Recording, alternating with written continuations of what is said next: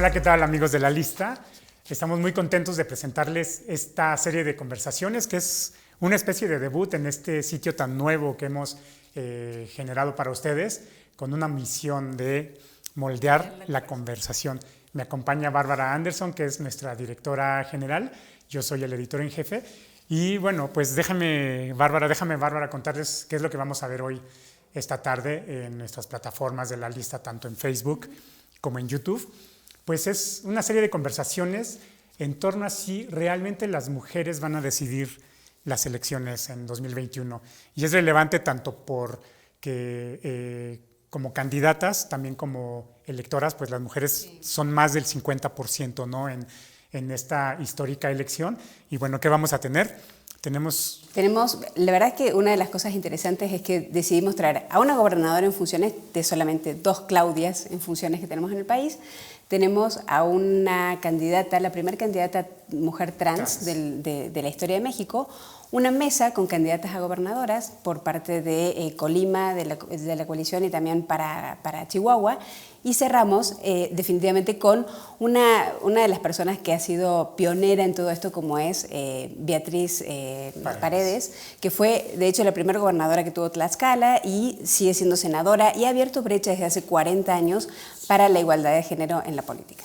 Así es, entonces, y esto lo estamos dividiendo en varios formatos para que sea una... Cuenta cómo va a ser para que no se sorprendan. Así es, una dinámica atractiva. Primero, bueno, vamos a arrancar con la gobernadora de Sonora, Claudia Pavlovich, que como dices ya varios años ejerciendo el poder, entonces nos va a dar un paseo de lo que ha significado la lucha de género dentro de pues, un estado donde históricamente había habido digamos, impedimentos, ¿no? Para que las mujeres destacaran políticamente. Y bueno, ¿qué es lo que ha hecho esta gobernadora para poner las causas de género dentro de la tribuna, ¿no?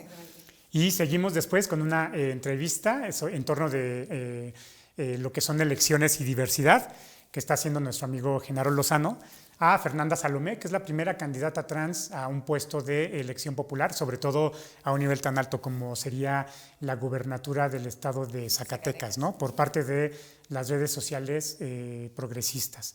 Y después una mesa redonda sobre el pinkwashing, ¿no? De si el que haya si hay realmente una oportunidad para que las mujeres sean gobernadores o es nada más una cuota, ¿no? Que va a estar moderando Edna Jaime, directora general de México Evalúa, uno de los think tanks más relevantes en estudios de género y en estudios de sociedad. Y van a estar... Van a estar 2 candidatas. La verdad es que una es del PAN, es una de las grandes abanderadas del PAN, ¿no? Como es Maru Campos, y también va a estar Mili Romero, que es reciencita, anunciada precandidata a la gobernatura por la coalición de parte de Colima. Entonces tenemos 2 posturas muy distintas. Ya van a ver ustedes esta diversidad que hay también en ellas. Y un poco conocer cuáles son las motivaciones personales que les llevan a las mujeres a tomar la decisión de ser ni más ni menos que elegidas para un cargo ejecutivo en este país, donde ser política es muy difícil. Además de ser mujer es difícil en este país, hay muchos factores. En el sector político también es muy difícil. Entonces queremos conocer esa parte más humana de las candidatas. Y cerramos con la participación de Beatriz Paredes, que como decías... ha sido históricamente un personaje que ha estado en la lucha, ¿no? Por las cuestiones de género, fue gobernadora, ha sido de legisladora varias veces, actualmente senadora por el PRI, y bueno, está muy metida en este tipo de temas, ¿no? Entonces tenemos este complejo bien interesante entre actuales gobernadoras, candidatas y quienes fueron gobernadoras, porque dentro de estas históricas elecciones, como bien decía Alex, como ustedes saben, van a ser las más grandes de la historia, no solamente por el número de votantes habilitados, que es el número más grande hasta ahora, sino también de puestos en juego, donde las mujeres van a ser, además, la mayoría del padrón electoral. Entre la renovación completa de la Cámara de Diputados que tenemos el próximo 6 de junio, más las 15 gobernaturas que están en juego, más los 30 congresos locales y las 1.900 ayuntamientos y juntas municipales, en total hay 21.368 cargos electivos. Y por equidad de género, por ley, la mitad van a ser mujeres. O sea, vamos este año a elegir a 10.684 mujeres en cargos electivos. Esto es sin duda algo histórico. Y como también lo decíamos al principio, el padrón electoral es un padrón muy femenino. De los 92 millones de personas que tienen en el padrón electoral la oportunidad de votar el próximo 6 de junio, el 51.76%, para ser exactos, son mujeres y el 48.24% son hombres. Las mujeres podemos tomar una decisión de peso hasta numérico en esta elección. Exacto, ¿no? Entonces, vamos a ver qué pasa, que esperanzadoramente no sea solamente simulación, ¿no? Que haya mujeres en la tribuna pública con puestos como legisladoras, como representantes en cabildos, como gobernadoras. Ya lo vimos en esta legislatura, la 64, ¿no? Que se había bautizado como la legislatura de la paridad de género. Y pues no sé, Bárbara, por lo que veo no hubo muchas iniciativas que realmente hubieran empujado más la posición de las mujeres, ¿no? Que hubieran dado más oportunidades para hablar de igualdad de condiciones, ¿no? Y sobre todo también tener una agenda feminista, ¿no? Quizá fue un congreso femenino, no necesariamente feminista, ¿no? Sí. Y creo que ese es un pendiente, y ese es un pendiente muy importante en este país. Yo creo que también son unas elecciones bien diferentes que encuentran a México en una situación distinta. Como se veía a mediano plazo las elecciones de medio término del 6 de junio, era sin pandemia, y estamos en la peor pandemia de la historia de México, sin una caída en la economía que hemos visto, con un aumento en la pobreza muy importante. Entonces, de repente nos encontramos con una situación de muchísima vulnerabilidad de muchos grupos, incluido también, por supuesto, el de las mujeres, que han sido las que más rápido perdieron el empleo, que más rápido tuvieron que quedarse encerradas en sus hogares, aumentó la violencia intrafamiliar. Por eso yo sí siento que es una buena oportunidad este foro para hablar de este tema.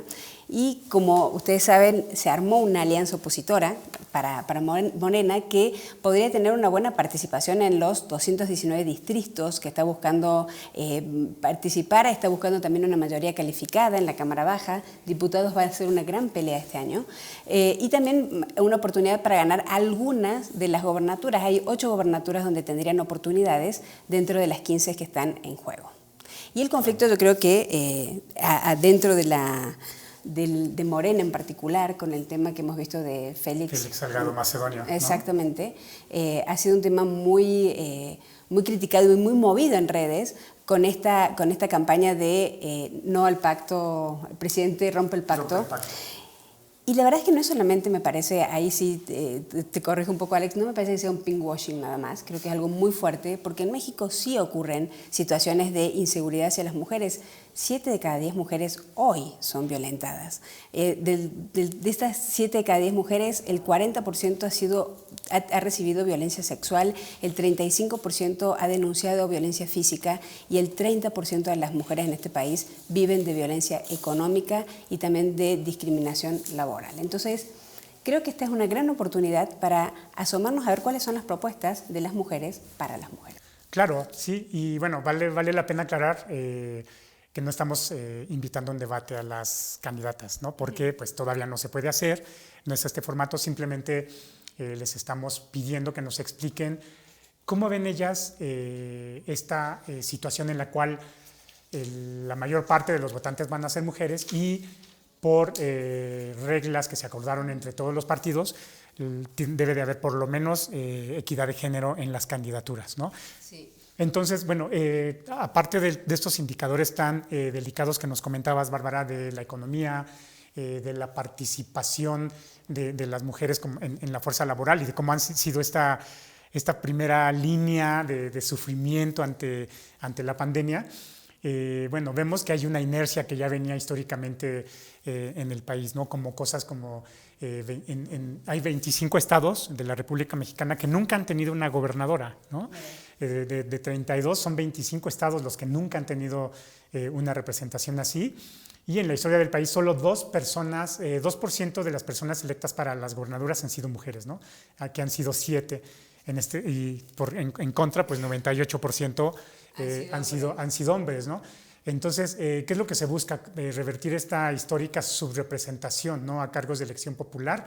Fue por eso que el Consejo General del INE aprobó este acuerdo para que en las elecciones de 2021 los partidos postulen al menos 7 mujeres en las 5 gubernaturas, ¿no? Este acuerdo había sido impugnado de primera instancia por el PAN, a nivel federal, pero bueno, vemos que digamos que eso fue protestado en el papel, y en la práctica pues tenemos inclusive en estos paneles presencia de candidatas de candidatas mujeres del PAN, ¿no? Sí, Chihuahua, Campeche, Nuevo León van a ser boletas divididas entre mujeres y hombres. Guerrero, Michoacán y Sonora son los partidos que se movieron hacia posturas masculinas, ya lo hemos visto con el caso de Félix Macedonio Salgado, y el caso ideal que yo veo, y mira qué curioso que tenemos a Beatriz Paredes también en este panel, es el caso de Tlaxcala, donde varias mujeres van a estar compitiendo por la gobernatura 30 años después de que Beatriz Paredes ganara de manera inédita la gobernatura de su estado. Muy bien, entonces... Si te parece, presentamos ya directamente a Claudia Pavlovich, que va a ser la primera, que es, y es curiosamente, ¿no? Es una de las dos Claudias que están a cargo del gobierno de un estado, como Claudia Sheinbaum en la Ciudad de México y Claudia Pavlovich en el estado de Sonora. Ella además, a principios de este mes, fue nombrada como a cargo de CONAGO, de la Comisión Nacional de Gobernadores, de la Conferencia Nacional de Gobernadores, como nueva presidenta. Va a ejercer poco tiempo, son los 4 meses hasta que lleguen las elecciones, pero es realmente una mujer que tuvo mucha impronta, es la primera gobernadora que tuvo el estado de Sonora, pero aparte viene con una historia familiar muy, muy interesante. Su mamá fue una de las 2 primeras senadoras que hubo en el año 64 en México, Alicia Arellano. También fue en 1973 la primera alcaldesa que tuvo la alcaldía de Quino en Sonora. Entonces tiene toda esta carga. Y a él le ha tocado vivir en un gobierno absolutamente masculino durante los últimos 6 años, exacto, la verdad. Así que bueno, escuchemos cuál es el mensaje que nos manda. Estaba invitada a estar en nuestro panel, pero ha decidido enviarnos un mensaje directamente desde Casa de Gobierno en Sonora.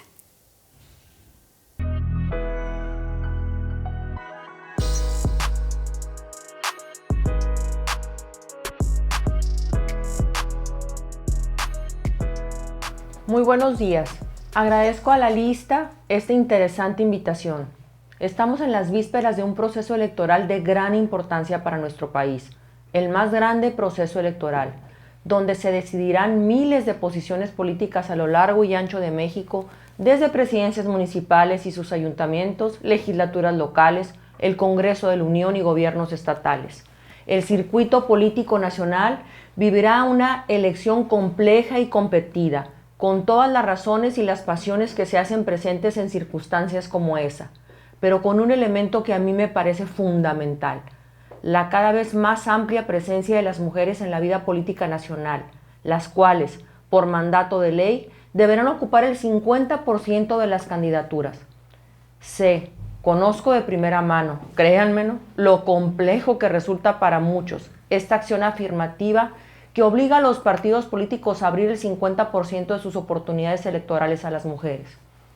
Por décadas he estado presente en innumerables foros donde se ha discutido la pertinencia de esta norma jurídica, pero para no enredarme en la gran cantidad de argumentos legales, políticos y sociales que justifican a plenitud esta acción afirmativa, quiero hablar de sus resultados, porque al final yo todo lo mido por sus resultados. Una medida es buena o no, en virtud de que al final generó cambios positivos o no. Y quiero decirles, con todas sus palabras y sus letras, que la obligatoriedad de postular mujeres ha sido exitosa. La brecha se ha cerrado y vamos a una presencia mayor, valiosa, importante, indispensable de las mujeres en la vida política nacional. Pero quiero hablarles de la experiencia más cercana. Quiero hablarles de mi tierra, de Sonora. Mi tierra maravillosa y desértica ha dado grandes mujeres y pioneras y luchadoras. Aunque yo lo diga, no puedo omitir hablar de doña Alicia Arellano, la primera alcaldesa mujer de Magdalena y Hermosillo, y junto a María Lavalle Urbina, la primera mujer senadora de México. Pudo ser gobernadora, de verdad que no estuvo muy lejos de esa posibilidad, pero aún faltaban décadas para que ese espacio se abriera de par en par. Dice el dicho: nadie sabe para quién trabaja, y resulta que doña Alicia abrió espacios para muchas, cientos de mujeres, entre ellas para su propia hija, para mí misma, que pude llegar a ser gobernadora la primera por ciento en gobernar mi estado. Y siempre lo dije, yo no llegaba sola a la gobernatura, las mujeres llegaban conmigo. Por eso, desde el primer día marqué una agenda que desde muchos ángulos facilitara que las mujeres sonorenses participaran con éxito en la política estatal. El primer aspecto, sin duda, era el de la ley. Contra viento y marea, pero con la alianza de las mujeres de todos los partidos políticos, sacamos adelante la reforma constitucional para garantizar y obligar a los partidos políticos a postular a mujeres en el 50% de las candidaturas, no solo del Congreso del Estado, sino también de las presidencias municipales. También había que hacer las campañas más fáciles y accesibles, porque de poco servía tener muchas mujeres candidatas si no les generáramos condiciones de éxito en su participación. Por esa razón, otra de mis iniciativas, que también fue acompañada por todas las fuerzas políticas de mi estado, fue la de hacer las campañas más cortas y más baratas. Tengo muy claro que mis compañeros varones, con tantos años de ventaja en la participación política, han creado redes de apoyo mucho más amplias que las mujeres. En ese sentido, había que igualar las condiciones entre hombres y mujeres, hacer campañas menos costosas, más accesibles, más cortas y privilegiar las ideas y el liderazgo, no los recursos económicos. Por otra parte, la violencia contra las mujeres había sido una práctica histórica, cruel y de verdad que muy eficiente para desalentar la participación de las mujeres en política. Quiero decirles que en lo personal viví la campaña más políticamente violenta en la historia de mi estado. Quienes me conocen saben que soy una persona emocionalmente sólida y no me dejo amedrentar fácilmente, pero la andanada de calumnias, la violencia verbal contra mi persona, mi familia, los intentos de avergonzarme fueron tantos que hubo momentos en los que tuve que tomar toda la fuerza, levantarme, sacudirme la falda y tener que seguir adelante. Por eso, y pensando en las mujeres en condiciones más desfavorables que la mía, decidí hacer del combate a la violencia político de género un tema central. Sonora tiene una batería de reformas que nos colocan a la vanguardia en la protección de la dignidad de las mujeres. Quiero aclarar que el cuestionamiento político es legítimo y está garantizado, pero en Sonora, la dignidad de la mujer, el respeto a su intimidad y a su identidad es un asunto que nos hemos tomado muy en serio. A todo esto lo acompañé de una agenda más amplia. En el marco de la Ley Estatal de Planeación, cumplimos puntualmente el precepto de que el Plan Estatal de Desarrollo tuviera perspectiva de género, al igual que el presupuesto estatal. Esto derivó en que cada secretaría y organismo del gobierno de manera obligada cuente con una unidad de género. Y como resultado de esta obligatoriedad de ley, se ha visto impactado favorablemente el presupuesto del Instituto Sonorense de las Mujeres, con lo cual se implementó una jornada institucional contra el acoso y el hostigamiento. Además, es importante puntualizar que, de acuerdo a datos de INEGI, en Sonora durante estos últimos 5 años se registran 10 veces más funcionarias titulares de organismos que en cualquier año previo a estos. Todos estos esfuerzos los he hecho con todo mi corazón, pero no los he realizado sola. Déjenme decirles que las mujeres han estado conmigo y toda esta labor ha dado resultados. En Sonora, la responsable de organización de las elecciones es una mujer, la presidenta del Instituto Estatal Electoral. La Procuración de Justicia está en manos de una mujer. Nuestra fiscal general del Estado es una mujer, por cierto, pionera en el combate a la violencia de género, porque fue la primera ministerio público del país especializado en el tema en la década de los 90 y ahora presenta resultados ejemplares a nivel nacional en lo que se refiere a la persecución del feminicidio. En mi estado, el sistema anticorrupción lo preside una mujer y los 2 tribunales de justicia administrativa tienen una absoluta paridad de género. Igual sucede en el Poder Judicial de mi estado. Y de elección del 2015 a la elección del 2018 se duplicó el número de municipios gobernados por mujeres, las cuales ahora están al frente de las ciudades más importantes como la propia capital del estado, además de llegar casi al 50% de diputadas mujeres en el Congreso del Estado. Mención especial merece que en Sonora el 50% de los cabildos tienen regidoras mujeres. ¿Por qué lo digo?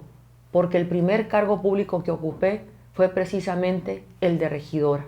Así que tengo grandes esperanzas de que vengan muchas otras gobernadoras en camino. Hemos avanzado. Hay más mujeres en posiciones importantes, donde toman decisiones y abren camino y brecha para otros que vienen detrás nuestro. Sin embargo, hay retos que aún debemos enfrentar y que requieren de muchos esfuerzos y de todos los actores de la sociedad. La violencia en todas sus manifestaciones está ahí, ominosa, dolorosa e indignante. Esta es una asignatura pendiente de toda la sociedad. Por esa razón, recientemente promoví una ley amplia de protección a las mujeres, que tiene como propósito la seguridad digital, la protección de su privacidad, de su dignidad y de su futuro. Porque los agresores digitales pueden purgar una pena y salir libres, pero una mujer que es agraviada a través de internet o redes sociales queda presa de esas imágenes, que eternamente quedarán rondando en el ciberespacio, y cada vez que pide empleo, que quiera hacer familia, que busque un cargo de elección popular, será revictimizada por esos contenidos que estarán ahí. Para evitar eso es que impulsé una ley que fue votada por unanimidad y que coloca a Sonora a la vanguardia en protección a las mujeres, sobre todo a las más jóvenes, que son las más vulnerables. Como gobernadora, este es mi último año. Seguiré haciendo mi tarea a favor de las mujeres hasta el último minuto de mi gestión. Como mujer, como madre de 3 hijas y como ciudadana, espero que me queden aún muchas décadas. Así que esta tarea de seguir abriendo puertas para que puedan entrar todas, la continuaré desde cualquier espacio en el que me encuentre. La historia de la humanidad es una carrera de relevos. Cuando deba dar cuentas de lo que hice con mi vida, espero decir que en lo que a mí me toca, corrí mi trecho, hice lo mejor que pude, corrí con el corazón y entregué a mis 3 hijas la estafeta que recibí de mi madre. Muchas gracias.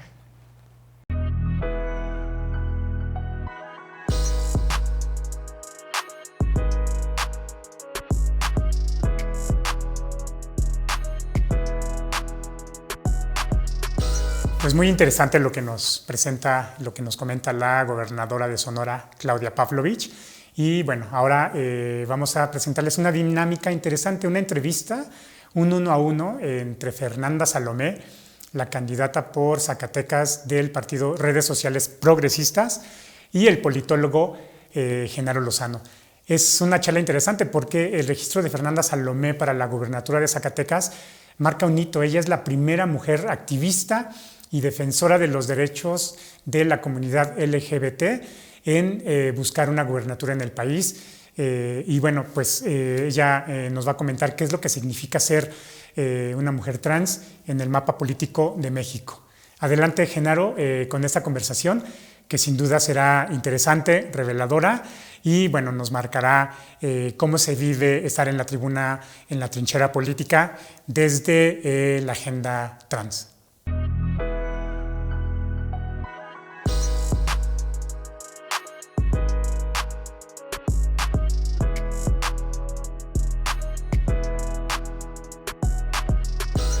¿Qué tal? Muy buenas tardes. Yo soy Genaro Lozano. Me da mucho gusto darles la bienvenida a esta entrevista, a esta plática que voy a sostener con una mujer que está haciendo historia en nuestro país. Está haciendo historia porque se convierte en la primera candidata a un ejecutivo local, a gobernadora de un estado, a la primera mujer trans, primera mujer transgénero que es candidata a gobernadora en nuestro país. Con ello, pues Fernanda Salomé pues ingresa ya, digamos, por lo menos en la historia de la diversidad sexual de México, y vamos a platicar con ella en este evento sobre si realmente las mujeres decidirán la elección en 2021, y para ello le doy las gracias a Bárbara Anderson y a la lista por esta invitación.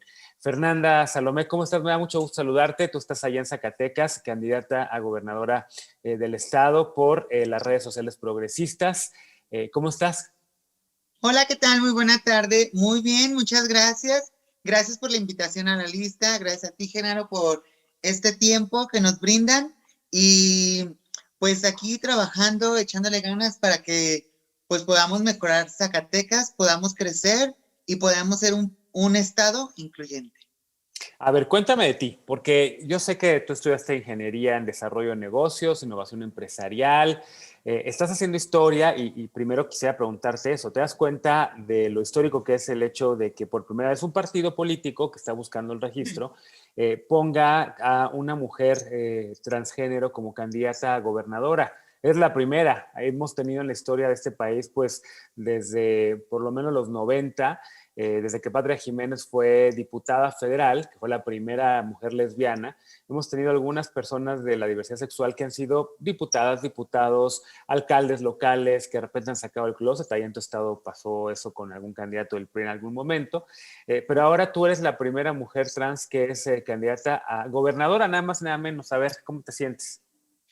Pues me siento muy feliz, me siento muy contenta, me siento con mucha responsabilidad, pero me siento muy capaz, me siento preparada para poder enfrentar esta situación y pues sí, me da mucho gusto poder pasar a la historia con pues siendo la primera mujer transexual, pero más me gustaría pasar a la historia siendo la primera jefa de Estado que cumple las expectativas de los ciudadanos.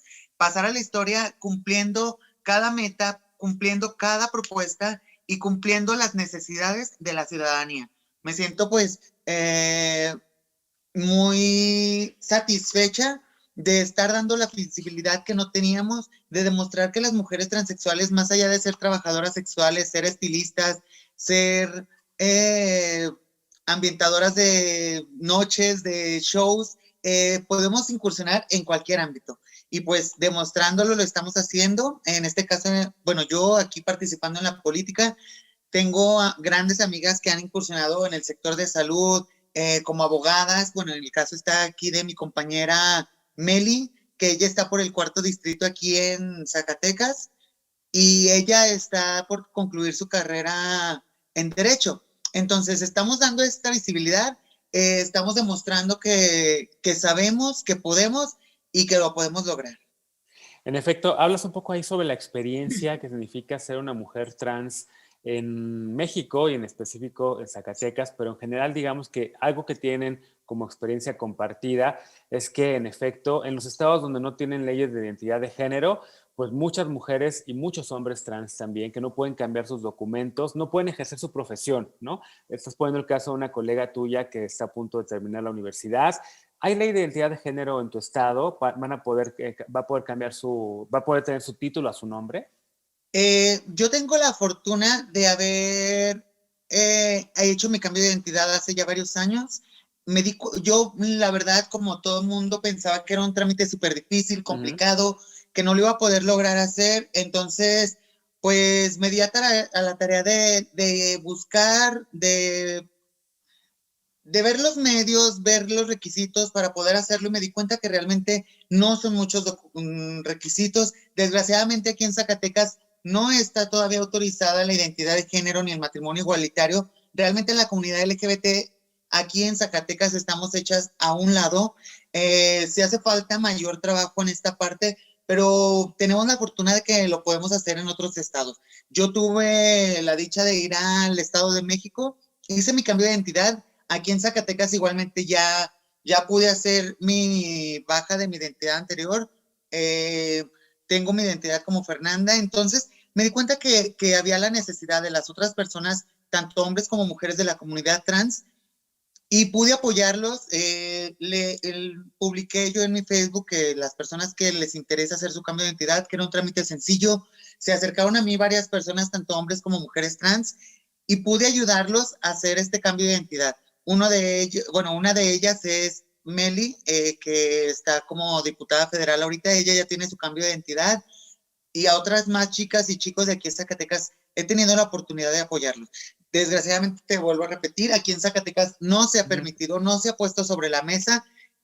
Somos un estado con una cultura muy arraigada, unas creencias muy, pues, yo creo un poco retrasadas, pero creo que ya es tiempo de abrir la mente. Creo que estamos demostrando aquí en Zacatecas, primeramente, bueno, conmigo, yo como postulada ahorita como candidata a la gobernatura, tener 3 semanas en esta contienda y en esta primera encuesta que se realizó, las personas con las que estoy postulándome son personas que tienen años trabajando en la política, que son reconocidos aquí en Zacatecas, que uno de ellos, pues David Monreal, que todo el mundo lo conoce, Claudia Naya, que también ha trabajado desde México, que ha trabajado aquí en Zacatecas. Son personas que ya tienen una visibilidad política muy grande y yo solamente tengo 3 semanas y en estas 3 semanas estar en 3.7, estar en tercer lugar en esta participación, creo que estamos demostrando que se está abriendo la perspectiva, que la gente se está dando cuenta que más allá de ser una identidad, una orientación, una preferencia sexual, soy una ciudadana que está buscando el bienestar de Zacatecas.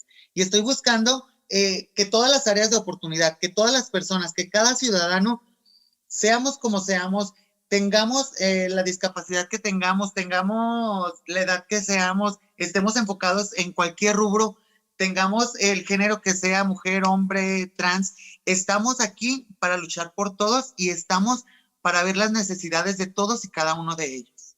Justo, Fernanda, a ver, te quería preguntar, porque leí un poco sobre ti y sé que tú has hecho trabajo comunitario, sé que has trabajado con colectivos como Transformando Vidas, sé que, y conozco bien cómo está el tema del matrimonio igualitario en tu estado, me tocó ir invitado también por activistas de allá a la marcha, a una de las marchas, y he visto que Zacatecas tiene una vida LGBT muy rica, muy intensa, cultural, de discotecas y bares también, por supuesto, de gente muy comprometida que va a marchar de forma muy valiente. Rechazaron el matrimonio igualitario en 2019, es un pendiente que queda en tu estado. ¿Eso es lo que te lleva a ti a meterte a la política? Porque yo sé que tú más bien, pues a ver si tienes más experiencia en el sector financiero. ¿Por qué decías un día, a ver, no, tengo que hacer política, tengo que cambiar las cosas en mi estado? ¿Qué es lo que te anima a ti a meterte a un partido político y a buscar la gubernatura? Así es, pues yo laboralmente he estado un poco más enfocada en los últimos años en el sector financiero, pero igual nunca he dejado de lado mis actividades sociales. Me ayuda con la comunidad. Como mencionas, pues estuve en Transformando Vidas, fui de las iniciadoras de este colectivo. En Tijuana estuve también como iniciadora de Unión Trans y actualmente aquí en Zacatecas pues estamos tratando de emprender Unión y Vida TTTT. Eh, no, nunca había tenido una incursión política porque realmente de los partidos yo siempre veía en campaña política veía que sí, vengan, los apoyamos, estamos con ustedes. Como mencionas, pues en las marchas hemos trabajado arduamente para esto, pero desgraciadamente solamente no, éramos un medio que utilizaban para encaminarse hacia a ganar, porque aunque pues se menciona que somos un, un, un sector pequeño, pues realmente ya no somos pequeños. Nunca lo hemos sido, pero ahorita ya es más fácil que podamos expresar nuestra identidad, nuestra orientación, nuestra preferencia sexual. Anteriormente también existíamos, pero todo el mundo estábamos atrás del reflector y ahorita ya podemos estar visibles. Entonces nos estamos dando cuenta que somos una gran sociedad, que somos demasiada comunidad y pues luchando juntos podemos hacer todo esto una realidad. Como te mencionaba, nunca me había llamado la atención a estar dentro de la política porque tanto de derecha como de izquierda, pues veía que nos proponían, pero nos hacían al final a un lado. ¿Y por qué ahora sí? ¿Qué pasó? A ver, Redes Sociales Progresista es un partido político nuevo. Tuve la oportunidad con un amigo llamado Joaquín, aquí platicamos, él tiene un sobrino que es el encargado del sector LGBT de Redes Sociales Progresista, también parte de la comunidad, y él me platicó sobre las expectativas que tenía RSP. Me gustó, me llamó la atención. Tuvimos el acercamiento con el dirigente estatal, que es Omar Andrade, y pues él me abrió más el panorama, me explicó mejor la situación. Vi que tenían los proyectos de realmente integración, de una integración real. Entonces platiqué con el coordinador, que es Manuel Castañeda, y pues me volví a repetir lo mismo. Me di cuenta que realmente están buscando la inclusión, y no solamente del sector LGBT, porque a veces pensamos que la inclusión nada más es decir, sí, pues bienvenidos a la comunidad LGBT, pero hay más personas que también sienten esta gran discriminación como las personas con capacidades especiales, porque desgraciadamente decimos personas con discapacidad e inmediatamente solamente pensamos en las personas con discapacidad motriz. Y hay también un gran ámbito en cuestión de discapacidades. Las personas que no tienen la capacidad auditiva del habla, pues que tienen un aprendizaje más lento. Entonces, tenemos una gran variedad de causas, de personas que están vulnerables y no solamente la comunidad LGBT. Entonces ellos están trabajando por las mujeres, que también es un sector que según supuestamente pues ya estamos a la par, pero pues en las estadísticas vemos que la mujer sigue siendo muy vulnerable, sigue siendo un punto que se tiene que trabajar para ayudarla más, para orientarla, para dar a conocer que no están solas, que pueden trabajar, que pueden salir adelante, que no necesitan a un hombre a un lado, porque sí hace falta trabajar mucho esto, porque realmente Zacatecas es un estado muy machista y desgraciadamente parte del machismo se debe igualmente a la mujer por las creencias, por el conocimiento que se tiene. Entonces hay que trabajar mucho el educar y el demostrar que la mujer puede salir adelante y que no necesita de un hombre y que no necesita solamente trabajar en casa, que hay una gran expectativa y que cuando sea vulnerable, cuando sea violentada, hay que denunciar para poder trabajar en estas situaciones. Bien, a ver, entonces, ¿te gustó porque impulsan estos temas de inclusión? ¿Se te antojó entonces a trabajar de una manera más amplia? Y tocas el tema que creo que es muy importante y que además es un poco la provocación de este foro, ¿no? El papel de las mujeres en la política. Y en efecto uno voltea a ver el mapa del país y vemos que los gobernadores son un club de Toby. Hay solamente 2 mujeres gobernadoras actualmente, ¿no? La jefa de gobierno de la Ciudad de México y la gobernadora Claudia Pavlovich, ¿no? De ganar, tú serías la tercera mujer gobernadora. Serían 3 mujeres, si es que no llegan más mujeres, ¿no? Claro. ¿Cómo ves esto? ¿Por qué crees que hay tan pocas mujeres en ejecutivos locales, tan pocas mujeres gobernadoras? ¿Qué es lo que las detiene? Creo que lo que detiene precisamente es esto de que en los partidos políticos sí tienen a mujeres, pero no las postulan para puestos más grandes, como que lo tienen considerado para los hombres. Aquí en Zacatecas ya tuvimos una gobernadora que fue Amalia, trabajó, hizo, creo que, pues dejó bien parada a la mujer, y pues vamos a trabajar para que Zacatecas tenga también, que seamos el tercer estado con una mujer al frente. No se ha visto mayor visibilidad de la mujer. Ahorita con los proyectos del INE, pues creo que ya se va a notar más, ya va a haber más participación en sectores más grandes de la mujer. Yo me imagino que sí van a salir más mujeres candidatas dentro de estas elecciones. Aquí mismo, pues somos 3 candidatas mujeres hasta ahorita, porque estamos 5 personas hasta ahorita que ya salimos a la luz como candidatos. Somos 3 mujeres y son 2 hombres. Entonces creo que en estas candidaturas sí se va a ver la participación femenina, pues tal vez un poco más obligado por el INE, pero creo que ya la participación y el abarcar la participación femenina ya va a ser más visible y ya vamos a estar más al frente. Y justo, mira, se conecta un poco con la realidad que estamos viendo también en el país, ¿no? Esta demanda de los colectivos, de las colectivas feministas que buscaban desde hace mucho tiempo que más mujeres estuvieran en política, que consiguieron estas leyes de paridad.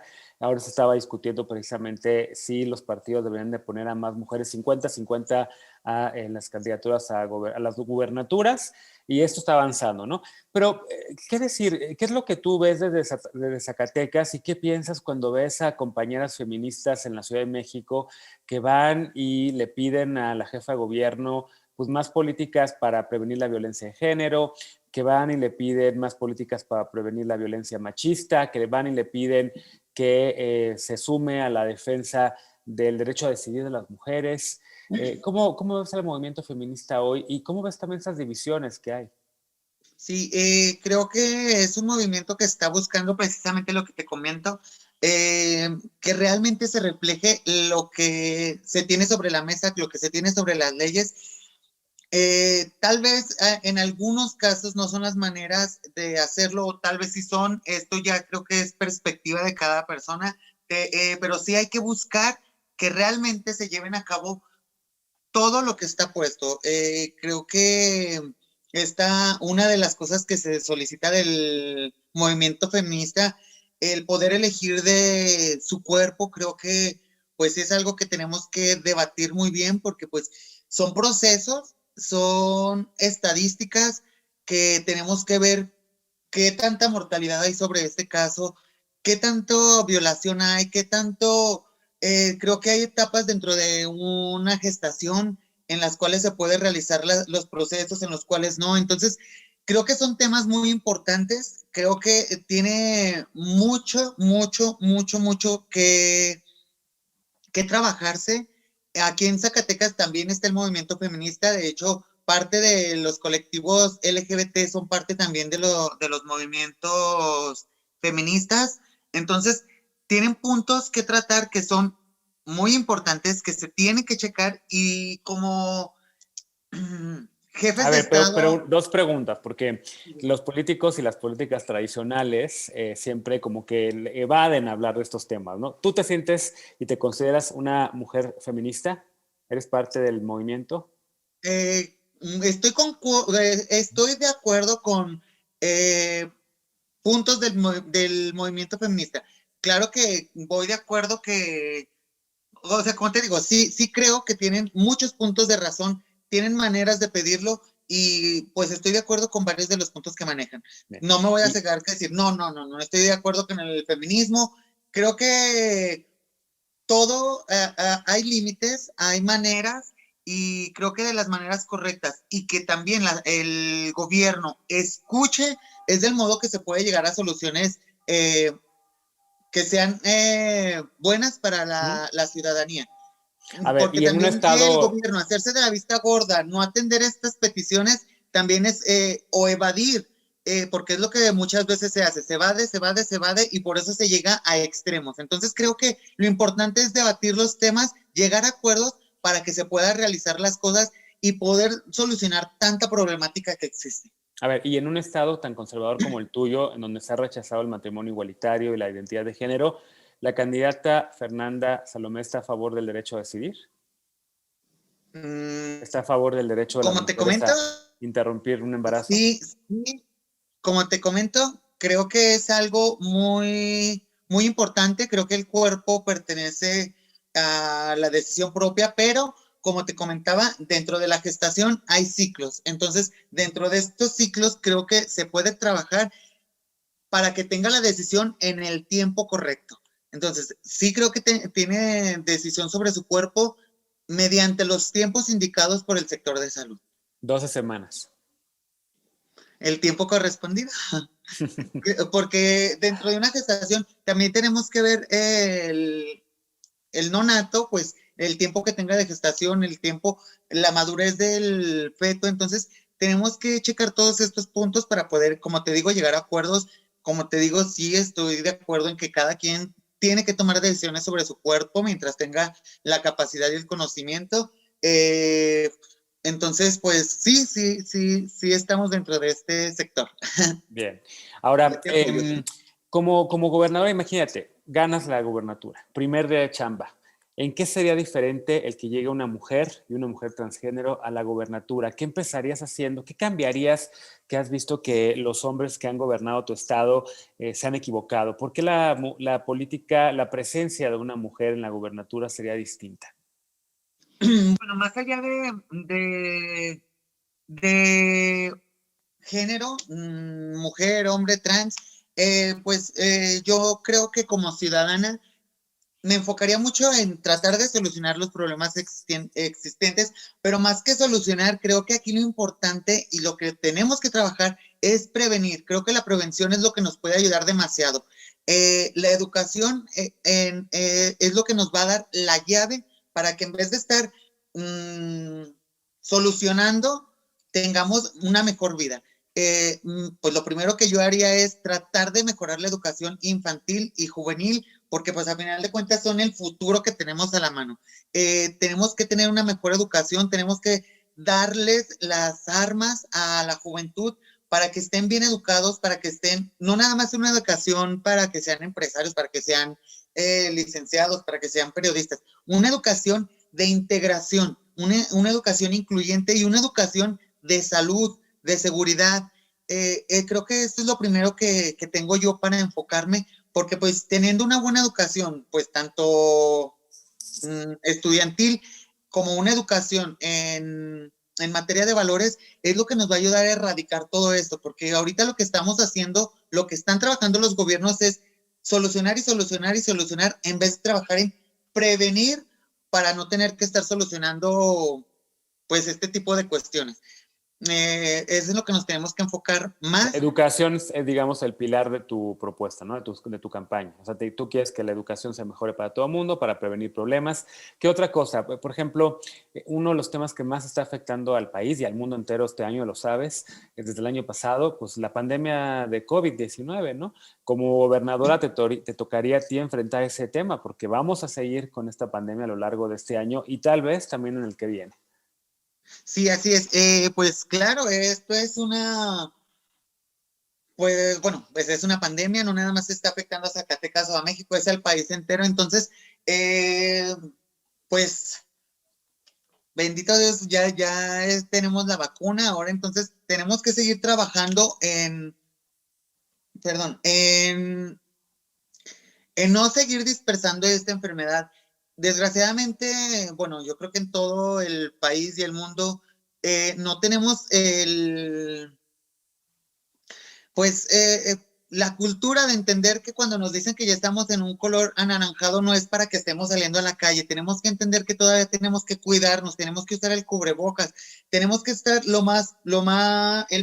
mayor tiempo resguardados, mantener nuestra distancia. Desgraciadamente, bueno, esto pasó aquí en Zacatecas, éramos el primer estado en color naranja. Cuando todo el mundo nos dimos cuenta, parece que nos dijeron, ya vayan a volver a hacer sus labores, y no entendimos que pues estábamos bien. Desgraciadamente volvimos a caer y tenemos que trabajar en esto. Claro que también entiendo que la situación también nos afecta porque pues aquí en Zacatecas mucha de la gente tiene su trabajo de comercio familiar, cerraron, muchas empresas ya quebraron. El caso de Cinemex, eran muchos empleados y se acaba de cerrar Cinemex aquí en Zacatecas, eran tres lugares en los que estaba aquí en el estado, pues esta gente ya se quedó desempleada. Conozco gente que pues estaba trabajando ahí en Cinemex y ahorita ya están también preocupados porque pues tienen los gastos de Infonavit, sus gastos de alimentos, su familia, escuela, ropa, comida. Entonces son situaciones que tenemos que ver y trabajar para volver a generar esta economía en Zacatecas. Tenemos que buscar los puntos de enfoque que tenemos para poder ayudar a esta gente, ayudar a todos los sectores, porque pues, también en el sector empresarial, no solamente son las familias trabajadoras, el sector empresarial, las instituciones independientes también están siendo afectadas porque pues los papás también ya no tienen para pagar colegiaturas, entonces tenemos que buscar las maneras para poder apoyar todos los sectores. Y pues precisamente a los padres de familia, pues que muchos aquí en Zacatecas no tienen ni la posibilidad del internet, entonces tenemos que buscar los medios para poder llegar a todos y cada uno de los ciudadanos para poder ayudarlos tanto en lo económico como en la salud.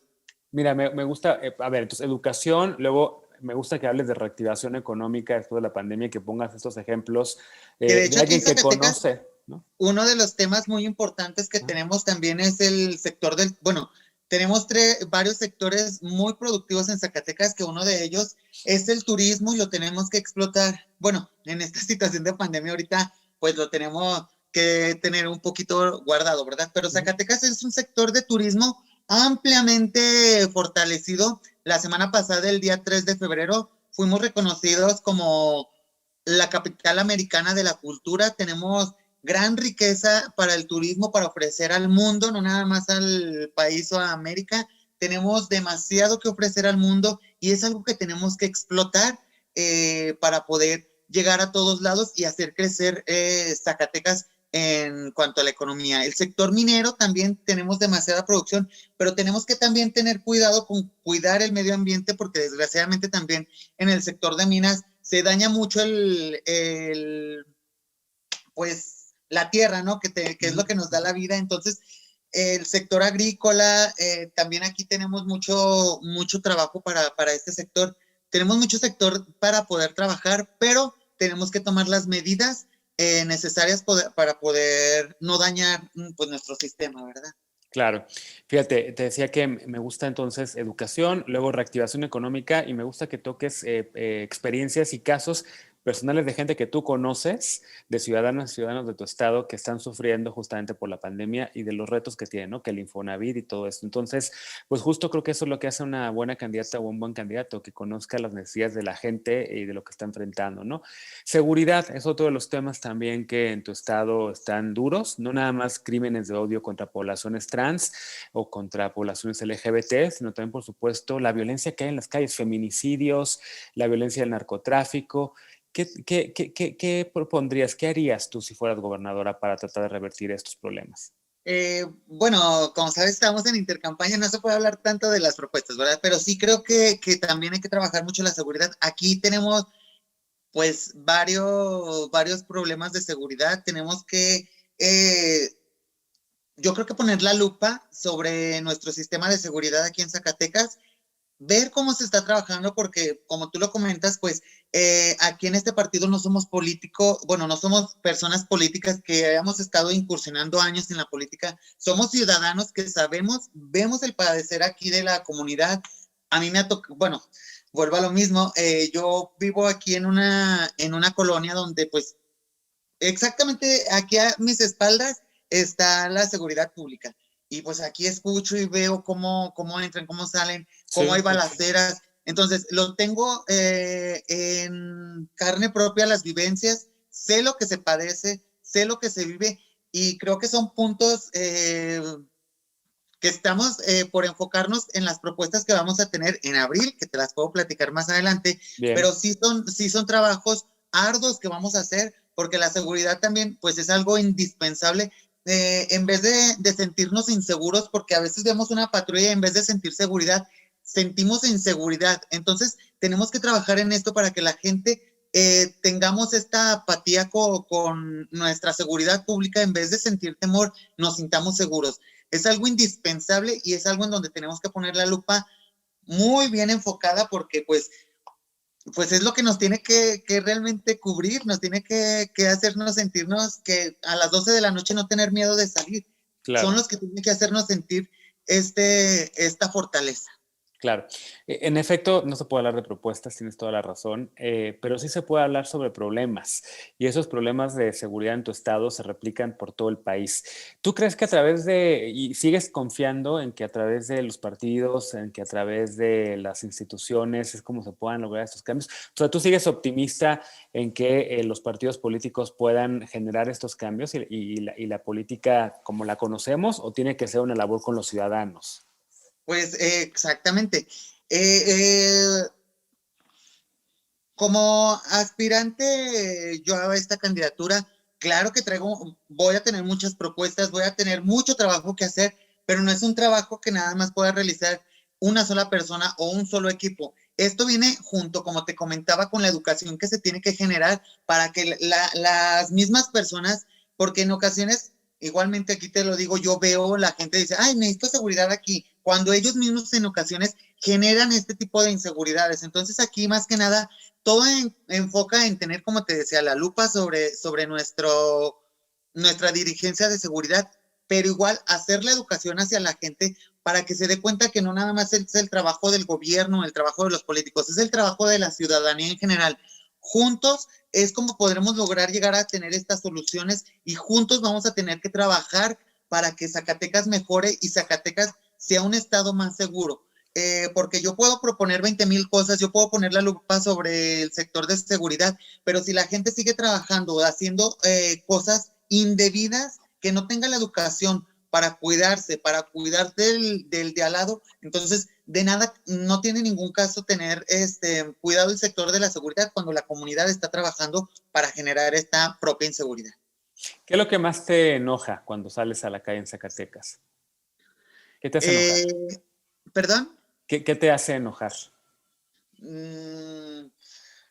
Pues yo creo que hay varios aspectos. Bueno, la discriminación, la falta de seguridad, igualmente pues ver que tenemos una infraestructura muy dañada también es algo que nos afecta demasiado. Son muchos, creo que realmente en todos los aspectos hay puntos que tenemos demasiadas áreas de oportunidad en Zacatecas que tenemos que trabajar y eso es en lo que queremos enfocarnos. ¿Qué es lo que te da gusto cuando sales a la calle? Lo que me da gusto es ver que la ciudadanía, además, bueno, a pesar de ser un poco cerrada, vernos con este tipo de desaire, creo que somos personas muy alegres, muy serviciales. Somos una ciudadanía que tiene mucho potencial y podemos hacer grandes cosas. Simplemente es trabajar para poder lograrlo. ¿Tienes esperanza en el futuro? ¿O eres más optimista o más pesimista? Demasiada. Creo que, bueno, no creo, estoy segura que esta fe que tengo se puede lograr con la ayuda de todos. Podemos hacer que Zacatecas realmente crezca y este optimismo que yo tengo se lo inyecto a toda la gente para que vean que juntos lo podemos lograr. ¿Qué agenda le imponen las mujeres a este proceso electoral? ¿Qué agenda, cuál es la diferencia de que haya tantas mujeres ahorita buscando como tú candidaturas, buscando ocupar el Congreso, buscando llegar a gubernaturas? ¿Por qué importa que haya más mujeres? Porque creo que, bueno, no creo, estoy segura que hay un sentir más agudo, creo, se puede trabajar mucho más para que, bueno, en el caso de la seguridad, se pueda generar se genere mejor la seguridad, este tipo de crímenes de odio hacia la mujer puedan disminuir. El trabajar un porcentaje similar entre hombres y mujeres se puede llegar a mejorar muchas cosas, porque a veces cuando es mucho el sector de hombres se deja de ver realmente las necesidades femeninas. Entonces trabajar juntos de la mano se puede llegar a este equilibrio. Como candidata mujer, ¿cuál es el obstáculo más fuerte que enfrentas todos los días? Como mujer en política. Porque además eres nueva en la política, que ya hemos dicho, ¿no? Entonces, sí. ¿cuál es el obstáculo? Soy nueva en este sector público, bueno, en este sector político, sí. Pero pues igual esto no me aleja ni me aqueja de las necesidades que tenemos como ciudadanos. De hecho, creo que tengo más el conocimiento directo de las vivencias de los vecinos. Vivo en bueno, yo no vivo en una colonia, pues, privada ni nada, vivo en una colonia popular. Soy de una familia, pues, que ha sufrido todas estas necesidades desde pequeña. Entonces, tengo este conocimiento realmente de vivirlo, de sentirlo. Ay, me desvié, ¿verdad? No, no. ¿Me repites tu pregunta, perdón? Sí, era como mujer que acaba de entrar a la política formal, porque tú llevas haciendo política con ciudadanas y ciudadanos en organizaciones ya a tiempo, pero estás entrando ahora a la política formal, ¿no? A los partidos, a las instituciones. ¿Cuál es el obstáculo que enfrentas todos los días? Así que te dicen, a ver, esto no se puede hacer porque eres mujer, esto no porque no se va a ver bien. O sea, ¿sientes que hay alguna diferencia? Si tu partido hubiera escogido a un hombre en lugar de haberte escogido a ti, ¿habría habría sido más fácil para ese candidato? ¿Es más fácil para los hombres ser candidatos? Pues creo que lo que estoy haciendo no aqueja si soy mujer trans, si soy hombre, si soy mujer, si el reto que yo tengo es que no soy conocida, que la gente tiene que conocerme, más allá de todo esto, como te comento, el reto es dar la visibilidad, que la gente sepa, ya quiero que sea abrir para poder ahora sí expresar todos los proyectos que tenemos, porque creo que es algo muy importante que la gente tiene que saber para que se sienta más allegada, porque igual yo ahorita decirte quiero trabajar en la seguridad, en la educación, así, son palabras que todos como candidatos decimos. Creo que lo importante aquí es decirle a la gente qué es lo que vamos a trabajar y lo primordial, cómo se va a lograr.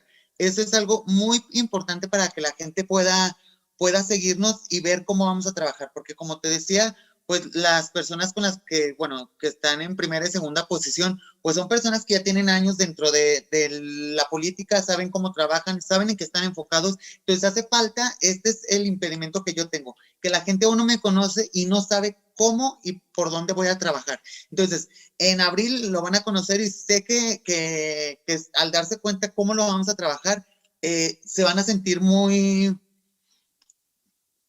Bueno, van a sentir estas necesidades, van a saber que sí lo estoy sabiendo, que lo vivo y que podamos trabajarlo juntos.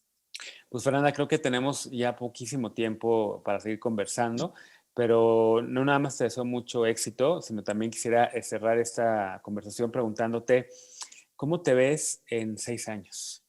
¿Cómo ves a tu estado en 6 años? Me veo entregando el poder a otra persona que tenga las mismas ganas, que tenga el mismo amor por Zacatecas, entregando en Zacatecas muchísimo mejor, mejor posicionado económicamente, mejor posicionado en incluyentismo, en educación, que vuelvo a lo mismo, pues sí es uno de mis propósitos principales. Creo que la educación es base fundamental para poder encauzar todas estas cosas y que mejoren todos los ámbitos. Me veo saliendo, pues teniendo las mejores expectativas, teniendo los mejores resultados que está considerando cada ciudadano y que espera Zacatecas. ¿Y de ahí a Palacio Nacional? No, pues no sé, eso podría ser. No saben. Primero hay que esperarnos estas, bueno, de aquí a junio, que esperemos ver que la gente realmente se dé cuenta que aquí estoy para poder ayudarlos, que estoy para que Zacatecas sea mejor. Y pues primero esperemos estos 6 años y ya veremos más adelante. Ah, mira, ahí está. Bueno, pues Fernanda, me da mucho gusto conocerte, mucho éxito y gracias por esta conversación para la lista. Fernanda Salomé, precandidata a la gubernatura de Zacatecas por las redes sociales progresistas. Gracias.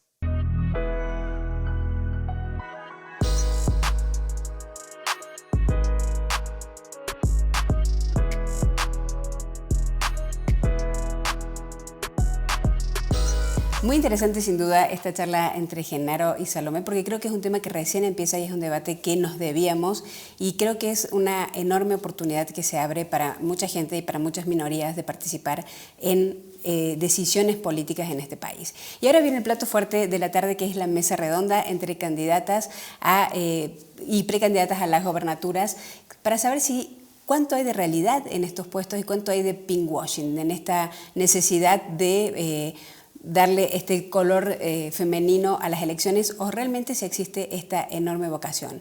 Y tenemos a dos invitadas de lujo. Una es Maru Campos del PAN, candidata a Chihuahua, y Maeli Romero, que es precandidata para la coalición Va por Colima para la gobernatura de ese estado.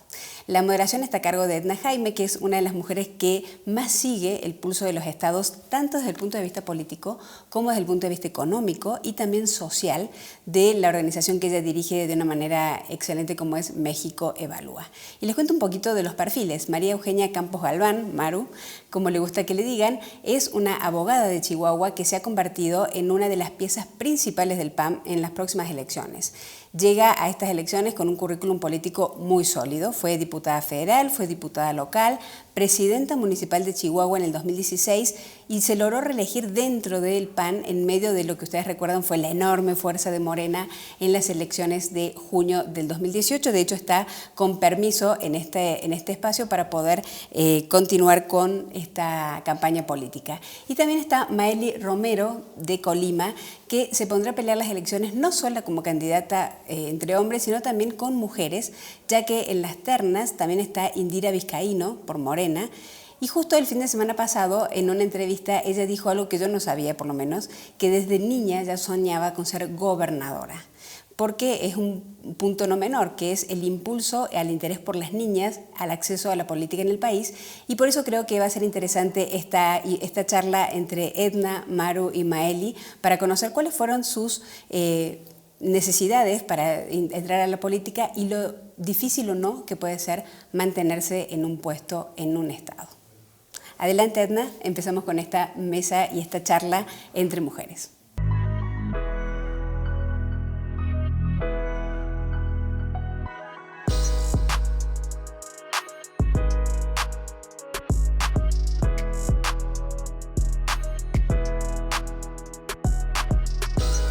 Muy buenas tardes. Pues primero que nada quiero agradecer a Alex y a Bárbara por haberme invitado a moderar esta mesa, decirles en principio que me siento muy orgullosa de las dos candidatas a las gubernaturas con las que contamos esta tarde en esta conversación. Siempre que me topo con una mujer exitosa, con una mujer con aspiraciones, pues no tengo más que decirles que pues la respeto y que les deseo el mayor de los éxitos, porque no es fácil.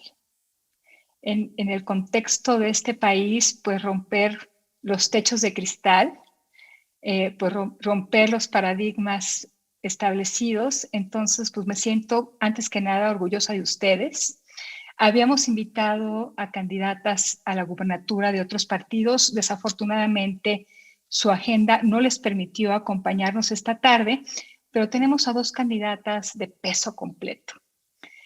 A Meli Romero, que es la candidata por la gubernatura de Colima, y a Maru Campos, que lo es por Chihuahua. Muchísimas gracias por abrirse este espacio, por compartir con nosotras sus expectativas, sus ambiciones, sus sueños. Y bueno, quiero que esta conversación pues sea muy natural. Quiero conocer a las candidatas como personas, porque creo que en esta vertiente de personas es como podemos conectarnos más con los ciudadanos, pero también me gustaría conocer su aspecto, el aspecto que tendrán en sus manos y tiene que ver con la política pública. Entonces me gustaría que la conversación transcurriera de lo íntimo, de la dimensión más personal a la dimensión de la política pública.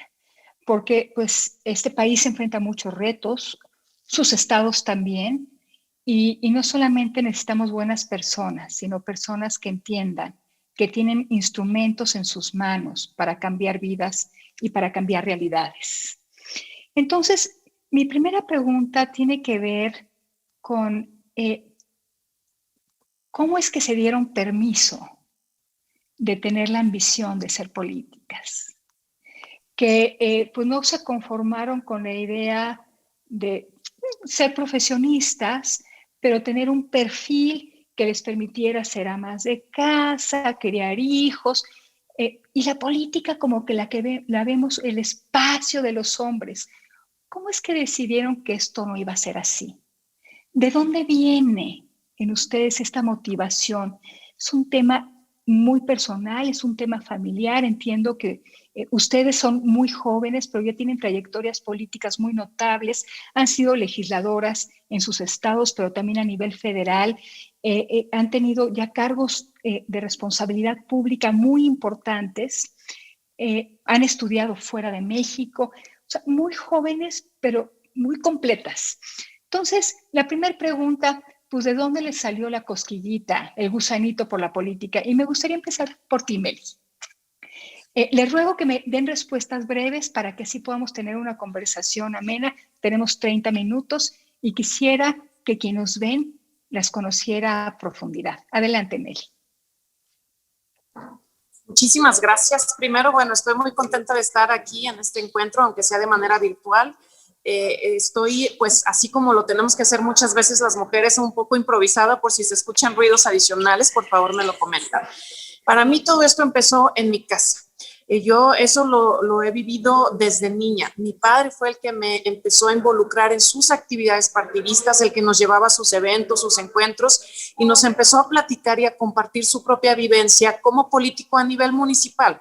Yo soy de Cuauhtémoc, que es un municipio muy pequeño, más rural en Colima, y él siempre nos tenía, pues, de una u otra manera involucrados. Pero también siempre nos motivaba y siempre nos decía, hijita, tú puedes, lo que tú quieras, échale ganas, cumple tu palabra, y todo era una motivación de tal manera que él nos hacía creer que podíamos lograr cualquier cosa en el mundo, cualquier cosa en la vida, mientras tuviéramos compromiso, responsabilidad y profunda convicción y pasión, vaya, lo que nosotras quisiéramos. Así nos decía, somos 3 hermanas, un hombre, y entonces yo crecí pues sintiendo que esto era algo muy natural y que por supuesto que yo lo podía lograr. Muchas gracias, Meli. Tu caso, Maru, desde bien jovencita, involucrada en actividades partidistas, ¿no es lo común o sí es lo común en tu familia, Maru? ¿O rompiste ahí los modelos? Gracias, Edna. Bueno, también muy contenta saludarte, saludar a Meli, desearle mucha suerte y agradecerles por este espacio. Fíjate que sí, yo tuve la oportunidad de conocer la política a muy temprana edad. Mi mamá, bueno, fue una generación, la mía en los años 80, que me tocó crecer una generación de mucha cultura política, de movimientos sociales y políticos a favor del respeto al voto, pues en los 80. Y bueno, mi mamá se encargaba de llevarme a todos estos eventos, de explicarme de qué se trataba todo esto, pero además, fíjate que yo creo que lo que tuvo mayor peso fue pues la cultura política de mi mamá, de mi abuela. Ambas dos eran como muy posmodernistas. Mi abuela era filósofa egresada de la UNAM y dentista también de la UNAM, mi mamá abogada, pues en tiempos donde no se estilaba mucho esto, ¿no?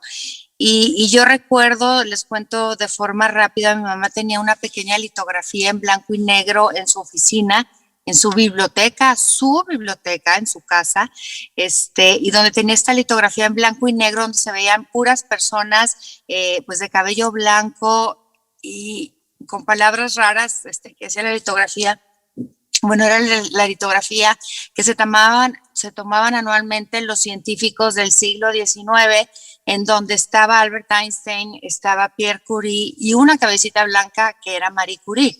Y me decía mi mamá, mira, ¿ves todos estos hombres? Ella sola es mujer y ella se ganó 2 premios Nobel en materia distinta, en física y en química, y ella no tuvo que competir con las mujeres, ella compitió con estos hombres y tuvo estos 2 premios Nobel. Y bueno, pues yo la historia no la entendía, la fui entendiendo obviamente a través del tiempo y me fui dando cuenta, y el mensaje de mi mamá, y hoy me lo refrenda, es que las mujeres tenemos la misma capacidad de los hombres, pues para asumir las posiciones y los puestos que quisiésemos. Y siempre fue pues como cuchillito de palo, ¿no? Y ahora hay que hacer esto, ¿y por qué no hacemos esto? Y bueno, fue una influencia hasta que ella me dejó volar y ya se dio cuenta que ya pues me había dejado volar alto, pero sí tiene que ver mucho, obviamente, la influencia de las madres y la influencia de la familia. Y me voy con Meli. Meli, ¿eres una priista de hueso colorado? Y sí, ¿por qué? Sí, así es. Sí lo soy en principio por mi padre, porque sinceramente para mí él era la figura a quien yo veía como un hombre tan comprometido, tan generoso y bondadoso. En casa inclusive mi madre, yo recuerdo que medio le reclamaba porque decía que él era capaz de hacer todo por ayudar a las personas, inclusive pues no comprarnos zapatos a sus hijos.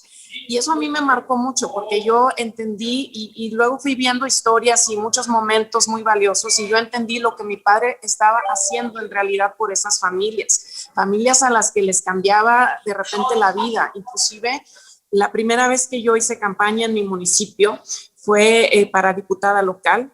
Era yo más joven y bueno, sí había tenido una responsabilidad en el ayuntamiento, pero entonces algunos me conocían más, otros menos, y yo recuerdo cómo al ir a tocar casa por casa y presentarme y decirles, oye, yo quiero ser tu candidata, muchas personas me dijeron, porque veían mi biografía, me decían, tú eres hija de Pedro Romero, voy a votar por ti, por tu papá, porque tu papá me ayudó de tal y tal y tal manera. Entonces, el ejemplo que yo tengo en él, que ya no está con nosotros, desafortunadamente ya murió también, hace 20 años, pues para mí es el ejemplo a seguir, es ese ejemplo de amor y de bondad y que a través de la política sí se puede ayudar a los demás.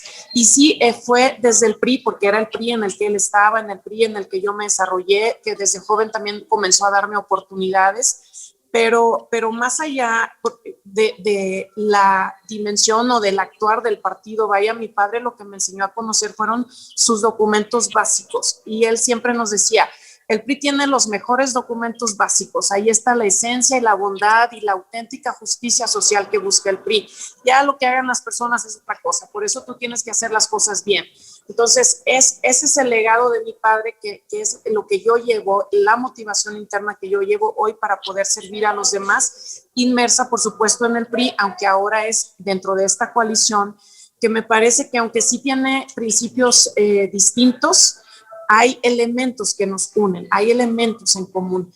Ahorita comentaba también Maru, algo muy importante que tiene el PAN, que es algo con lo que yo también comulgo, que por supuesto tiene que ver con estos valores, esta esencia que podemos tener los seres humanos y al final de cuentas convivir para ayudar a los demás. Muchísimas gracias, Meli. Y ahora déjeme pasar a un tema un poquito más duro, pero que es real y tiene que ver la violencia política. Y la violencia política se manifiesta de muchas maneras. Puede ser acoso de compañeros del propio partido, puede ser discriminación dentro de las propias filas del partido en el que ustedes militan, hasta cosas más graves, ¿no? Tratar de usar el aparato de persecución criminal para disuadirlas de participar. Hay una gama de posibilidades y que pues, el paraguas se le llama violencia o violencia política. ¿La han vivido? Miren, yo les tengo que hablar de mi plano personal. Yo estaba en sociedad civil toda la vida y debo decirles que no, que en mi caso no. Ustedes la han vivido, están en un medio pues muy masculino. ¿Y qué me cuentan al respecto? Empezamos contigo, Maru. Gracias, Edna. Pues sí, la he vivido y fíjate que, pues muy chistoso, o sea, viví hace ya, dice uno, bueno, pues hace ya más de una década, un caso que pues fue sonado incluso al interior de mi partido de violencia sexual y que entonces en ese momento tuve la posibilidad de hablar, entonces se usaban los nexteles, de hablar rápidamente con Margarita Zavala, que era la primera dama, y que Margarita me auxiliara y tomara cartas en el asunto al interior del partido y también con esta persona al interior del legislativo, porque era un legislador. Y yo me acuerdo lo que le decía a Margarita entre lágrimas, porque fue un intento de violación, yo siendo diputada federal, por un mismo legislador federal. Y entonces fue un tipo que se metió a mi cuarto en una reunión de legisladores fuera de la Ciudad de México. Y entonces yo le decía, me acuerdo muy bien a Margarita y al entonces presidente del partido, bueno, esto le pasa a una diputada federal, ¿qué no le pasará a la señora que trabaja en la casa de esta persona? ¿Qué no le pasará a la secretaria que trabaja con él? Y aquí no se trata de niveles sociales o de estatus, se trata del simple y sencillo hecho de ser mujeres, de nuestra dignidad. Entonces, pues si no lo paran ahorita, ¿qué va a pasar más adelante, no? Entonces, sí lo viví en algo muy, muy tangible, pero también, Edna, me pasó algo muy, pues que híjole, me sigue impactando, que es el vivir la misoginia como alcaldesa de Chihuahua durante 5 años, porque me tocó reelegirme, y darme cuenta que no tenía yo que complacer a los hombres, ni tenía que darles, pues sí, darles por su lado para que estuvieran contentos, ¿no? Y aquí me estoy refiriendo a la autoridad del Ejecutivo del Estado, al gobernador. No había forma de tenerlo contento, con nada, o sea, así el municipio tuviera reducción en índices delictivos, las mejores calificaciones crediticias, primer lugar en transparencia nacional, etcétera, etcétera, no darle problemas, no pedirle recurso, bueno, era como la niña que le lleva la boleta al papá con puros dieces, y así no logra complacerlo. Y después me di cuenta que no era un tema mío y que no era una responsabilidad mía, sino que era una actitud de misoginia, de mucho machismo y simple y sencillamente que le estorbaba. Entonces, me di cuenta a mis 45 años, Edna, pues que existía la misoginia. Yo creí que había crecido muy posmodernista también, con Marie Curie, con Simone de Beauvoir y con todos estos temas de tener la misma capacidad que los hombres, y me alcanzó la misoginia a los 45 años. Entonces, pues sí, hay mucha violencia, y yo creo que hoy en día lo más importante es prender esta alerta a nuestras niñas y a nuestros jóvenes y decirles, la misoginia existe, no te asustes, pero solamente hacer consciente pues que esto existe y que hay que combatir, pues prevenirla y hacerla consciente para que no nos pegue, ¿no? Muchas gracias, Maru. Te escucho y se me pone la piel chinita, ¿eh? Y bueno, pero por eso existe este concepto de la sororidad. Entre nosotras nos entendemos. Claro. Y por eso debe haber como una red de apoyo para que todo lo que es una desventaja artificial la eliminemos y que nuestros talentos puedan florecer, porque creo que eso le hace bien al país. Meli, ¿tú qué nos dices? Sí, yo quiero compartirles que muchas veces la violencia política es algo muy sutil. De verdad que también a mí me impacta mucho lo que Maru nos ha comentado. Pues afortunadamente para mí yo no he vivido una situación así de grave, pero sí muchos momentos de violencia que puede ser muy sutil. De compañeros hombres, por ejemplo, la primera vez que yo fui candidata, pues compañeros del partido decían, no, esa muchachita no va a ganar, ella no tiene oportunidad, ¿no? Entonces, comentarios, cuestionamientos que te hacen sentir mal, sinceramente, y por lo tanto, si uno se deja influenciar por esos comentarios, entonces, pues tu desempeño efectivamente va a ir hacia abajo. Al contrario, para mí esos momentos han sido momentos que como que me pican más mi orgullo, me encienden toda mi capacidad y mi coraje, y yo le echo muchas más ganas para demostrar todo lo que yo soy capaz. Hay algo y entonces, bueno, yo fui diputada local, después senadora, y sí había sentido mucho esos momentos, pero en el Senado hay algo que les quiero compartir. Desafortunadamente en el Senado viví ciertas situaciones que hoy puedo considerar como violencia política, desafortunadamente por parte de las mismas compañeras. Esto es algo que a mí me impactaba mucho, porque es como si hubiese una competencia por los espacios entre nosotras, no con los hombres, entre nosotras. Y entonces era como, a ver, ponernos el codo, hacernos a un lado unas a otras, porque era ver cuál de las mujeres lograba estar ahí sin competir con ellos. Ellos ya de por sí tenían sus espacios ganados. Eso es algo que de repente es sutil, pero sí muy perceptible y se siente, y ahí está. Entonces, sí es real que puede existir violencia política desde las mismas mujeres hacia otras mujeres, pero también hay ejemplos y momentos de muchísima sororidad que podemos vivir entre nosotras. A mí me sucedió en el Senado también que 6 compañeras entendimos justo ese tipo de situaciones y violencia que estábamos viviendo, decidimos unirnos, trabajar en equipo, hacer todo como una sola. Presentaba una iniciativa, la firmábamos todas, tenía un evento, un foro, un encuentro, nos acompañábamos todas. Hicimos un equipo, un bloque que nos llegaron a llamar el G6 porque estábamos muy compactas, pero a la vez logramos mucho.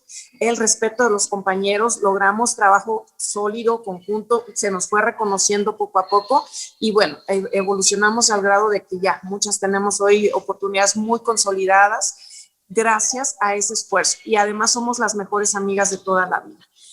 Ya en Zagarpa, que sí es un mundo un tanto más, bueno, mucho más consolidado para los hombres, ahí sí hubo ya como planteamientos más, lo voy a decir tal cual, de presión hacia corrupción. Por ser mujer seguramente sentían que yo pues o podía caer o podía pues muy fácil dejarles que se salieran con la suya. Entonces uno tiene que ser bien firme y tiene que ser y hablar de manera contundente de que no vamos a tolerar situaciones que no, porque si no, entonces ellos encuentran caminos para adentrarse y salirse con la suya. Bueno, pues las dos me dejaron la piel chinita, pero también muy inspirada. Déjenme decirles que pues, yo también de muy joven, pues me marcó el hecho de que pues era necesario los límites al poder, elecciones competidas, y pues eso me llevó a interesarme por los temas públicos. Y bueno, la pregunta que quisiera formularles ahora tiene que ver justo con el control del poder. De llegar a ser ustedes gobernadoras, a mí me encantaría conocer una postura desde ahorita respecto justamente a los controles a su ejercicio de autoridad. ¿Cómo lo ven? La transparencia, porque los hemos ido construyendo, pues la transparencia, la rendición de cuentas, la fiscalización, todo este entramado, la sociedad civil. A lo mejor aquí me gustaría centrar mi pregunta. ¿Cómo ven esto? ¿Cómo ven gobernar y ejercer autoridad en un marco donde existen contrapesos, donde es lo deseable? Meli, pues si quieres ahora empezamos contigo. Por supuesto, me parece que gobernar con auténtica transparencia implica, por supuesto, no solamente cumplir un anhelo que la ciudadanía tiene, sino involucrar a la ciudadanía misma. Gobernar con transparencia, con auténtica rendición de cuentas, conlleva muchísimo proceso de participación de la ciudadanía y eso, desde mi punto de vista, implica también cambios profundos en la manera de gobernar. Yo estoy convencida de que como mujer y las mujeres podemos tener mucha conciencia de esto y mucha sensibilidad, porque además desde el mismo hogar nuestras decisiones las hacemos de manera consensuada y por supuesto cuando ya tenemos experiencia y la oportunidad de estar en el servicio público, pues me parece que esa misma esencia la llevamos al ámbito público. Entonces, para mí será muy importante siempre hacer equipo, siempre trabajar en consenso, siempre recibir aportaciones de los demás. Yo tengo una filosofía propia que para mí misma siempre me la repito y es el hecho de que yo me dejo ayudar. Y me parece que eso tiene que ver también con el que yo he podido estar avanzando, siempre escuchando, no cerrándome a mis propias decisiones, sino incluyendo, haciendo equipo y trabajando con los demás. Así es como podemos lograr una auténtica rendición de cuentas, sí desde el ejercicio mismo y sobre todo ya al momento de informar. Hay algo que también yo valoro mucho ahora a partir de la coalición que estamos conformando en Colima. Estamos haciendo equipo el PRI, el PAN y el PRD, tres fuerzas políticas las más importantes de nuestro país, que claro, que históricamente hemos sido adversarios y que hoy nos une un propósito en común, que es cuidar el bienestar de las familias de México y por supuesto de Colima.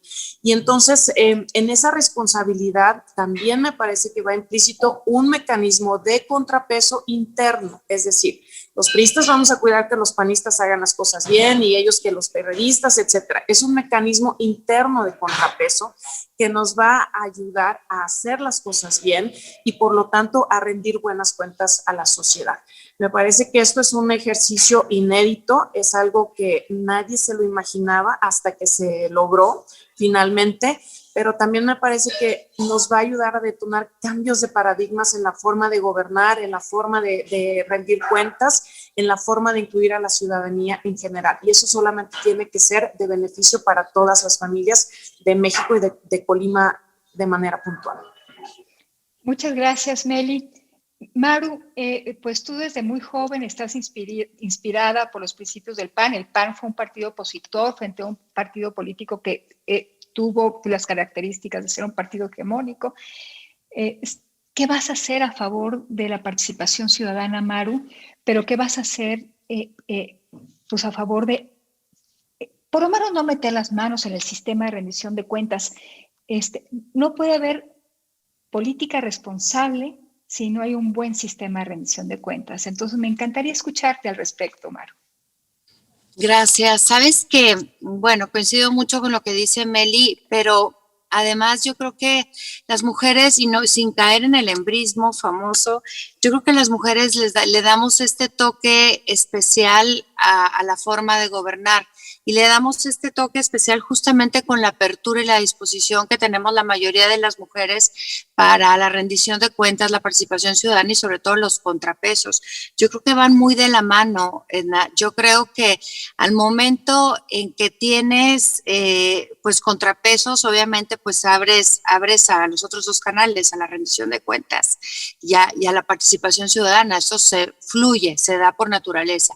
Yo te pongo el ejemplo, y no porque sea Chihuahua Capital, pero bueno, logramos en 5 años hacer una alianza muy robusta con la academia, con la sociedad civil organizada, con el sector empresarial, tanto para el diseño y la ejecución de política pública y también para la evaluación de política pública, que eso es rendición de cuentas, como para justamente los contrapesos, ¿no? Está pasando esto y cuál es la mejor medida que podemos tomar para perfeccionar la política pública o para rediseñar otra política pública que sí nos ayude. Importante, Edna, que yo creo que cuando abres tu sistema, tu forma de gobierno a los contrapesos, que da por ende la rendición de cuentas y da por ende la participación ciudadana, cierras esta brecha tan enorme que existe en el país y en el mundo de crisis de representación entre el ciudadano y los gobiernos. Porque al momento en que estás pues dándole la participación a la gente y están ellos auditándote, viendo qué están haciendo o participando en un gobierno, bueno, pues entonces empiezan a creer más en el gobierno y vas fortaleciendo las instituciones, que es a final de cuentas lo que nos interesa, ¿no? Hoy en el estado de Chihuahua tiene una ley de participación ciudadana que obliga a los municipios a que, fíjate nada más, casi el 10% de la ley de ingresos de lo recaudado en el ejercicio anterior, inmediato anterior, se vaya a un presupuesto participativo y la población escoge. Te estoy diciendo desde Chihuahua, son aproximadamente 300 millones de pesos. Entonces la población se organiza y escoge qué es lo más importante para su colonia, si es el parque, si es el cerrar un arroyo, si es material de seguridad, etcétera, etcétera. Entonces, bueno, pues vas creando estos mecanismos de participación ciudadana y yo te puedo decir que estoy perfectamente a favor de esto y que bueno, pues ojalá se pudiese sociabilizar más, que nos ha dado muy buenos resultados y que quiere decir que vamos por el camino correcto, que falta mucho por hacer, pero no hay nada más potente, nada más fuerte que incluir a todos los sectores en tu gobierno sin estos recelos, sin esta envidia de que qué van a hacer y se van a colgar la medalla, porque es además una gran estrategia para multiplicar esfuerzos y llegar como gobierno a donde no puedes llegar usualmente. Muchas gracias, Maru. Ahora, una pregunta de política pública que me gustaría que me respondieran en esos términos. ¿Qué hacer contra la violencia contra las mujeres? Tenemos niveles de violencia muy altos en el país todavía. Nos estacionamos en niveles altísimos, pero crece el feminicidio y crece el homicidio contra mujeres. Entre pues una gama además de agresiones y de delitos sexuales. En concreto, ¿qué harían para modificar esto, para pararlo? Yo sí creo que la política pública es potente, que si se hace bien puede parar este fenómeno. Se necesita convicción, pero no nada más ni convicción, ni voluntad política, ni exclamarlo en la plaza pública. Se necesitan instrumentos. Entonces, pues yo le pregunto a Maru, que tiene ahorita el micrófono abierto, ¿cuáles van a ser, Maru, esos instrumentos de tu gobierno para proteger a las mujeres? Pues mira, Ana, yo he sido siempre bien cuidadosa de no sacar como propuestas al aire. Bueno, además, yo no puedo hablar todavía de propuestas por el tema de la ley, creo que Meli tampoco, pero lo que sí te puedo decir es que para mí es un gran signo de interrogación, y es un gran signo de interrogación, y lo he platicado con la Secretaría de Gobernación Federal y con el Instituto Nacional de las Mujeres, porque pareciera que tenemos un largo camino en este tema de política pública de mujeres, y como bien dices, pues no ha tenido resultados, al contrario, ha ido creciendo. Entonces, algo creo que estamos haciendo mal, y sobre todo en el estado de Chihuahua, con el tema de los feminicidios en Ciudad Juárez. ¿Qué es lo que estamos haciendo mal? O sea, la política pública es perfectible, igual que todo. Entonces, yo buscaría primero un diagnóstico muy robusto, muy serio, de qué es lo que está pasando en el estado de Chihuahua, cuáles son las políticas que se han tomado, y a lo mejor ha sido la mala ejecución, no la política pública per se, pero sí me metería mucho a estudiar qué es, pero yo sí lo veo desde como el tema de seguridad pública, desde dos vertientes, la prevención y la contención, pero sí me adentraría a estudiar mucho este fenómeno que nos lacera y nos lastima tanto a las mujeres. Muchas gracias, Maru. Meli, ya tenemos poco tiempo para cerrar, pero es muy importante escucharte respecto a este tema.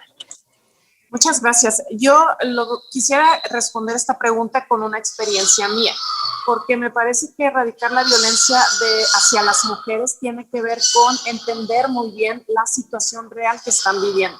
Una mujer aguanta violencia cuando no tiene capacidad económica por sí misma para salir adelante, para sostener a su familia, y cuando cree que no tiene alternativas, vaya, de desarrollo propio. Entonces, entendiendo esta realidad, más el contexto en el que vive, yo estoy convencida de que podemos hacer mucho. Para mí tuve la oportunidad de lograrlo con las mujeres rurales específicamente, entendiendo justo esta circunstancia que viven.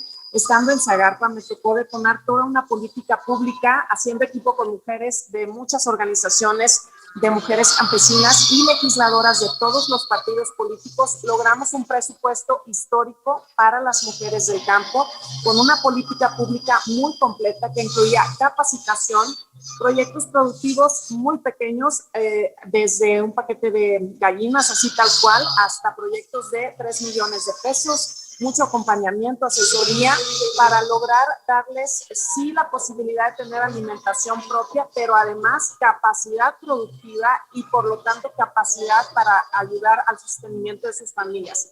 Eso, entre muchos otros elementos que tienen que ver con cuestiones ya más de seguridad, por supuesto, me parece que de manera integral son las que debemos o se deben siempre detonar para lograr auténticamente combatir la violencia hacia las mujeres.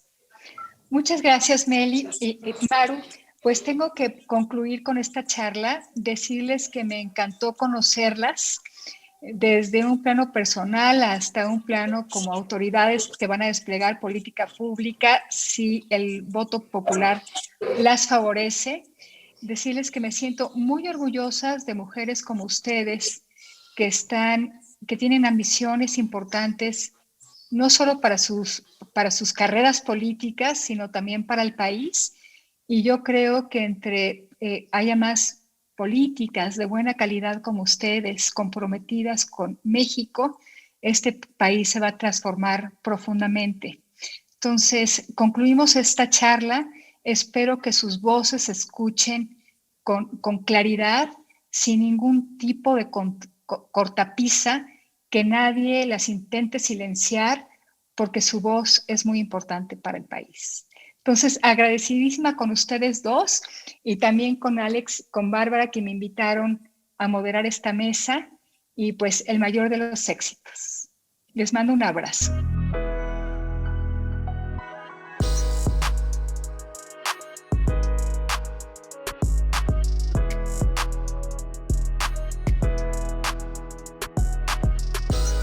Muy interesante, Bárbara, esta mesa con revelaciones, dieron nota, la verdad que fue una postura fascinante. No sabía lo que le había pasado a Maru, de tener un ataque real de violencia sexual. Exacto. Durante el tiempo que ella fue diputada. Creo que es algo muy revelador que no se sabía, y creo que también la pone a ella en una posición muy particular en defensa de los derechos de las mujeres, que es lo que venimos hablando desde el principio, ¿verdad? Exacto, ¿no? Y además es como el extracto, como el origen y cómo la dedicación a la política de estas dos mujeres es tan distinta entre opuesto, sí, ¿no? Sí. Una viene con la inspiración del padre, la gran carrera política que tuvo el padre, en el caso de la candidata de Colima por el PRI, exacto. Exactamente.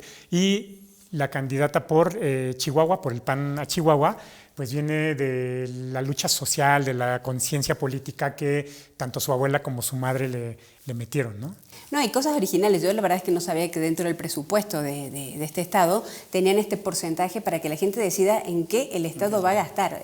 Yo creo que esas son cosas muy interesantes y creo que las dos traen cuestiones de política y de sensibilidad política muy diferente, que me encantaría luego en las siguientes conversaciones y foros cuando hablemos con candidatos hombres, si se mantiene esta... No sé si es feminidad o este toque, ¿no? exactamente, como ese toque más humano hacia lo que van a hacer estas campañas o lo que ellas esperan que sean sus gobiernos si llegan finalmente a ser elegidas. Así es. Pues creo que ha sido una serie de pláticas, de charlas muy interesantes. La mesa, como dijiste, fue un plato muy jugosa, muy bueno, el plato fuerte. Y ahora tenemos un poquito el postre, ¿no? Que es la participación de Beatriz Paredes, que es una mujer que tiene 40 años de militancia activa y es sin duda una de las mujeres más influyentes en la política mexicana, ¿no? Ha sido pionera, ha abierto brecha en un número relevante de temas y sobre todo para que tengamos ahora un panorama más diverso en la política mexicana, ¿no? Ella hace 30 años justamente fue gobernadora en Tlaxcala y es justo en ese estado donde más mujeres van a participar ahorita en esta elección, ¿no?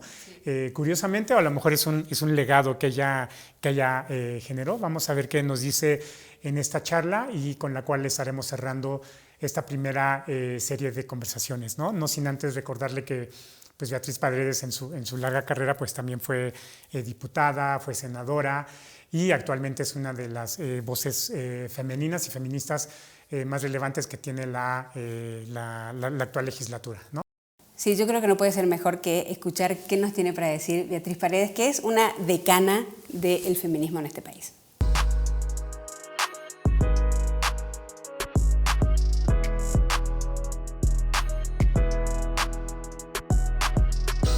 Hola, soy Beatriz Paredes, actualmente soy senadora de la República. Tuve oportunidad de ser la segunda mujer gobernadora en el país, después de que la profesora y literata Griselda Álvarez abriera la posibilidad, ese espacio, para que lo ocupáramos las mujeres. El trascendente papel de Griselda Álvarez como gobernadora de Colima fue muy importante porque al hacer un buen gobierno evidenció que las mujeres tenemos capacidad para gobernar.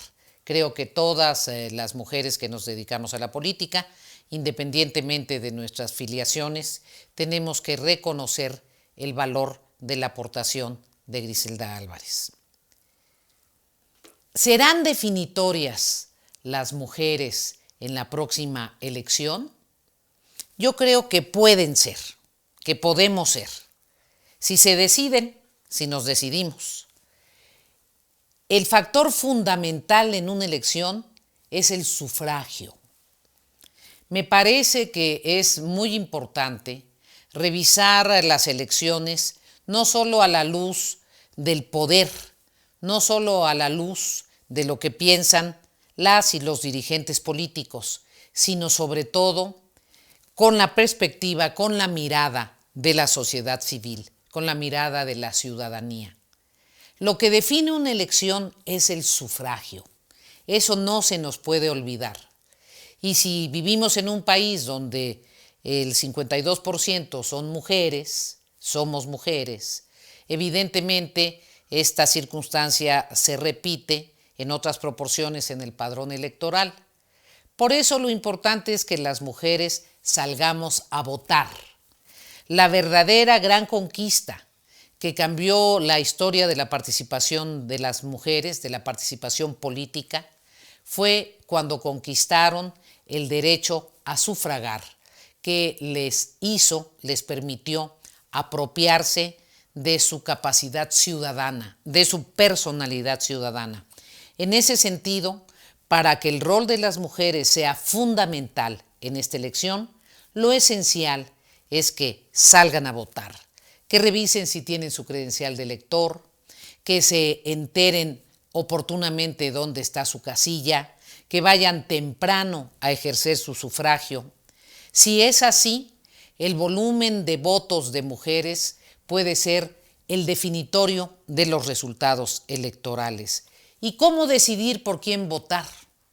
Desde luego, hay que conocer a las candidatas y a los candidatos, hay que saber cuál es su oferta política, hay que identificar quiénes postulan aquellos planteamientos que más se identifican con uno, con los intereses que uno tiene como parte de un segmento social en nuestra abigarrada, compleja y plural sociedad. ¿Por quién votar? Y revisando por quién votar, se pueden tener algunas definiciones previas.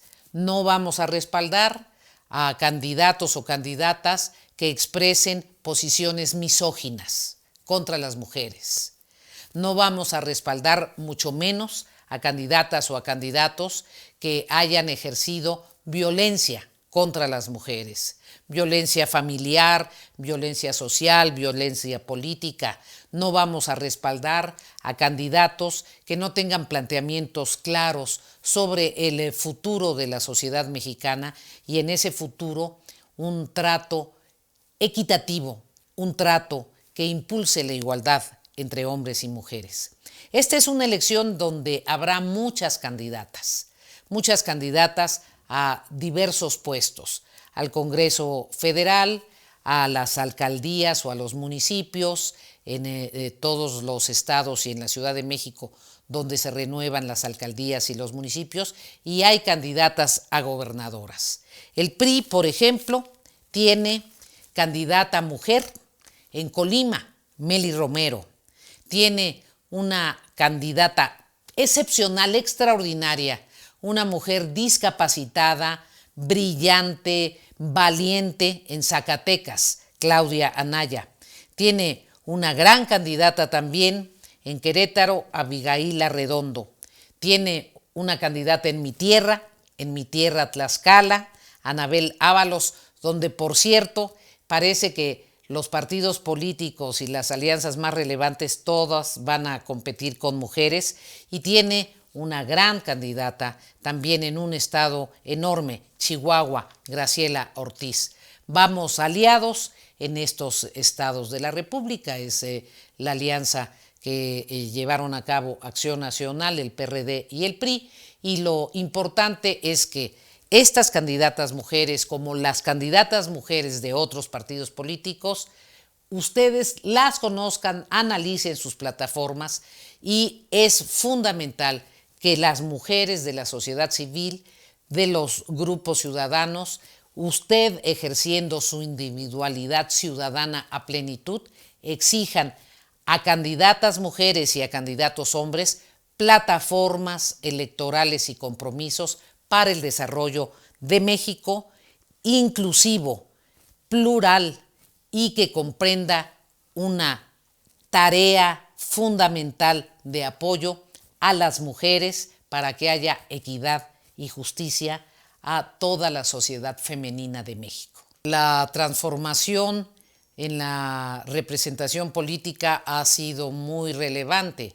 Yo empecé a participar en la primera vez que fui diputada federal en la legislatura de 1979, presidí el Congreso de la Unión, fui presidenta de la Cámara de Diputados entonces, fui la segunda mujer presidenta de la Cámara de Diputados en la historia de México. Si nos damos cuenta que ahora tenemos un Congreso paritario, prácticamente al 50% de diputadas y diputados, de senadoras y senadores, nos daremos cuenta que en términos cuantitativos ha habido una apertura relevante en los espacios de poder. Eso es producto de una larga lucha, de un largo esfuerzo, pero en términos de la realidad social me parece indispensable subrayar que hay muchas cosas que no han cambiado.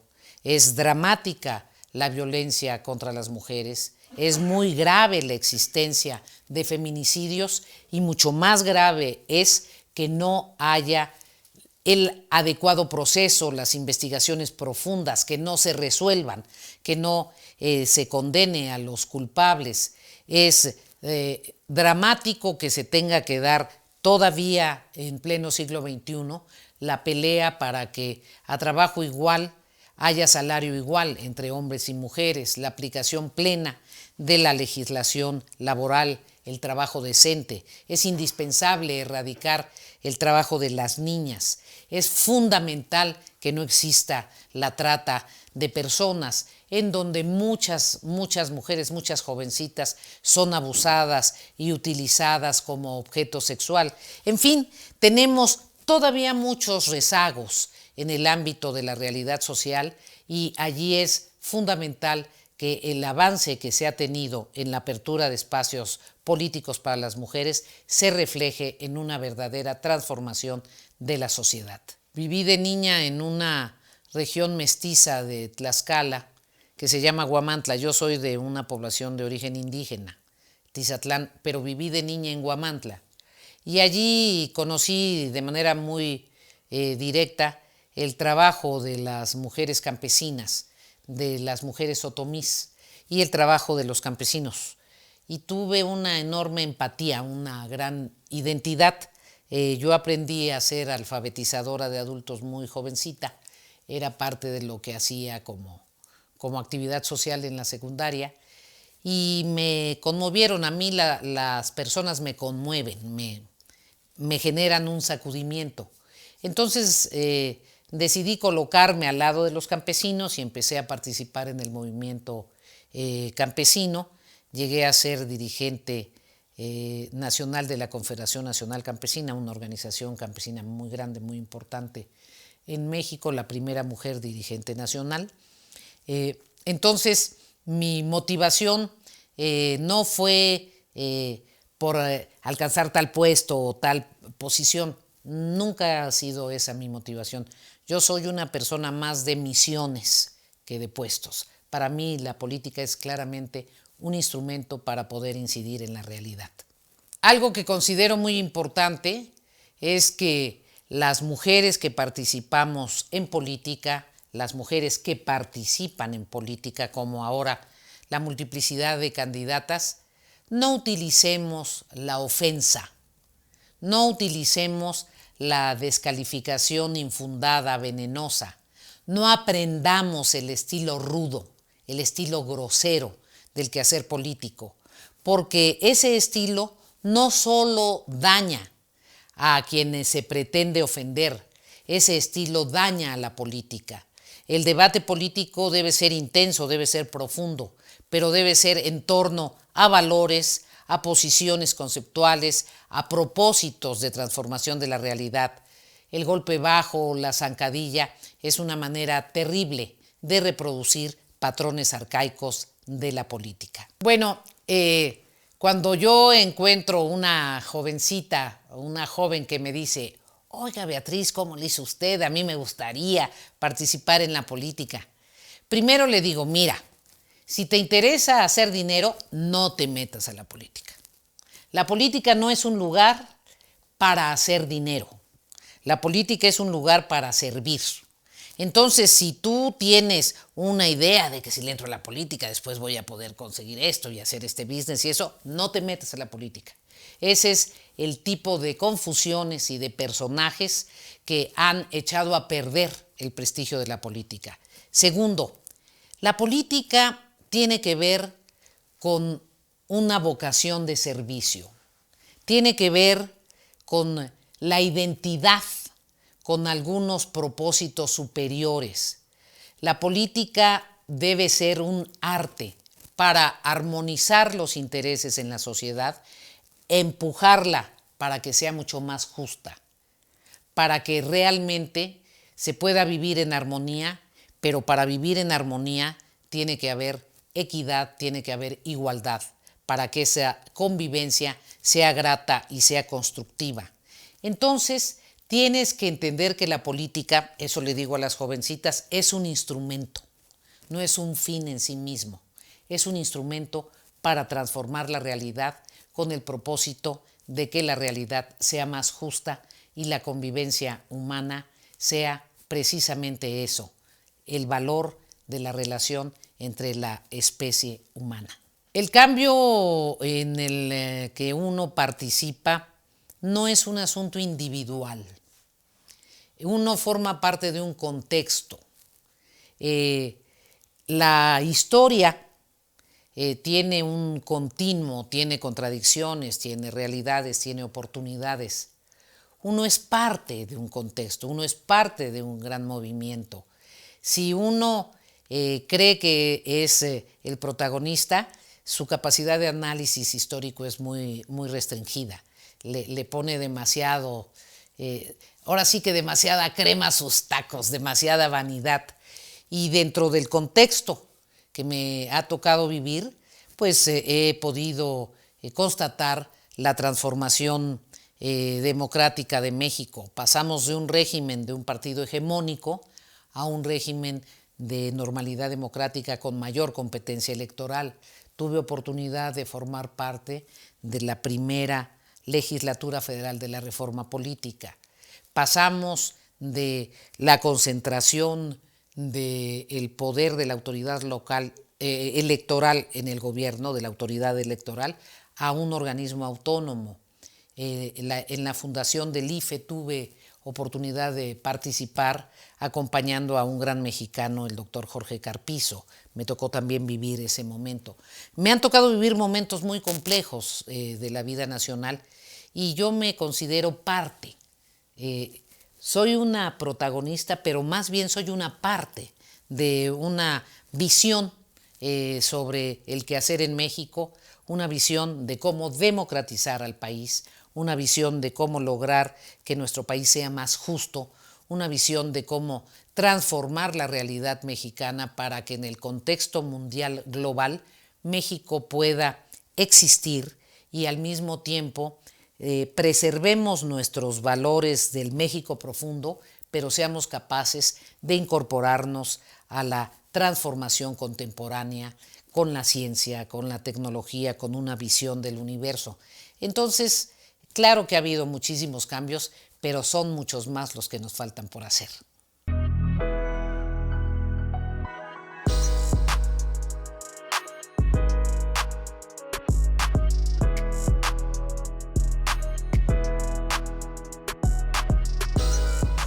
Pues muy revelador, ¿no? Lo que nos cuenta Beatriz Paredes.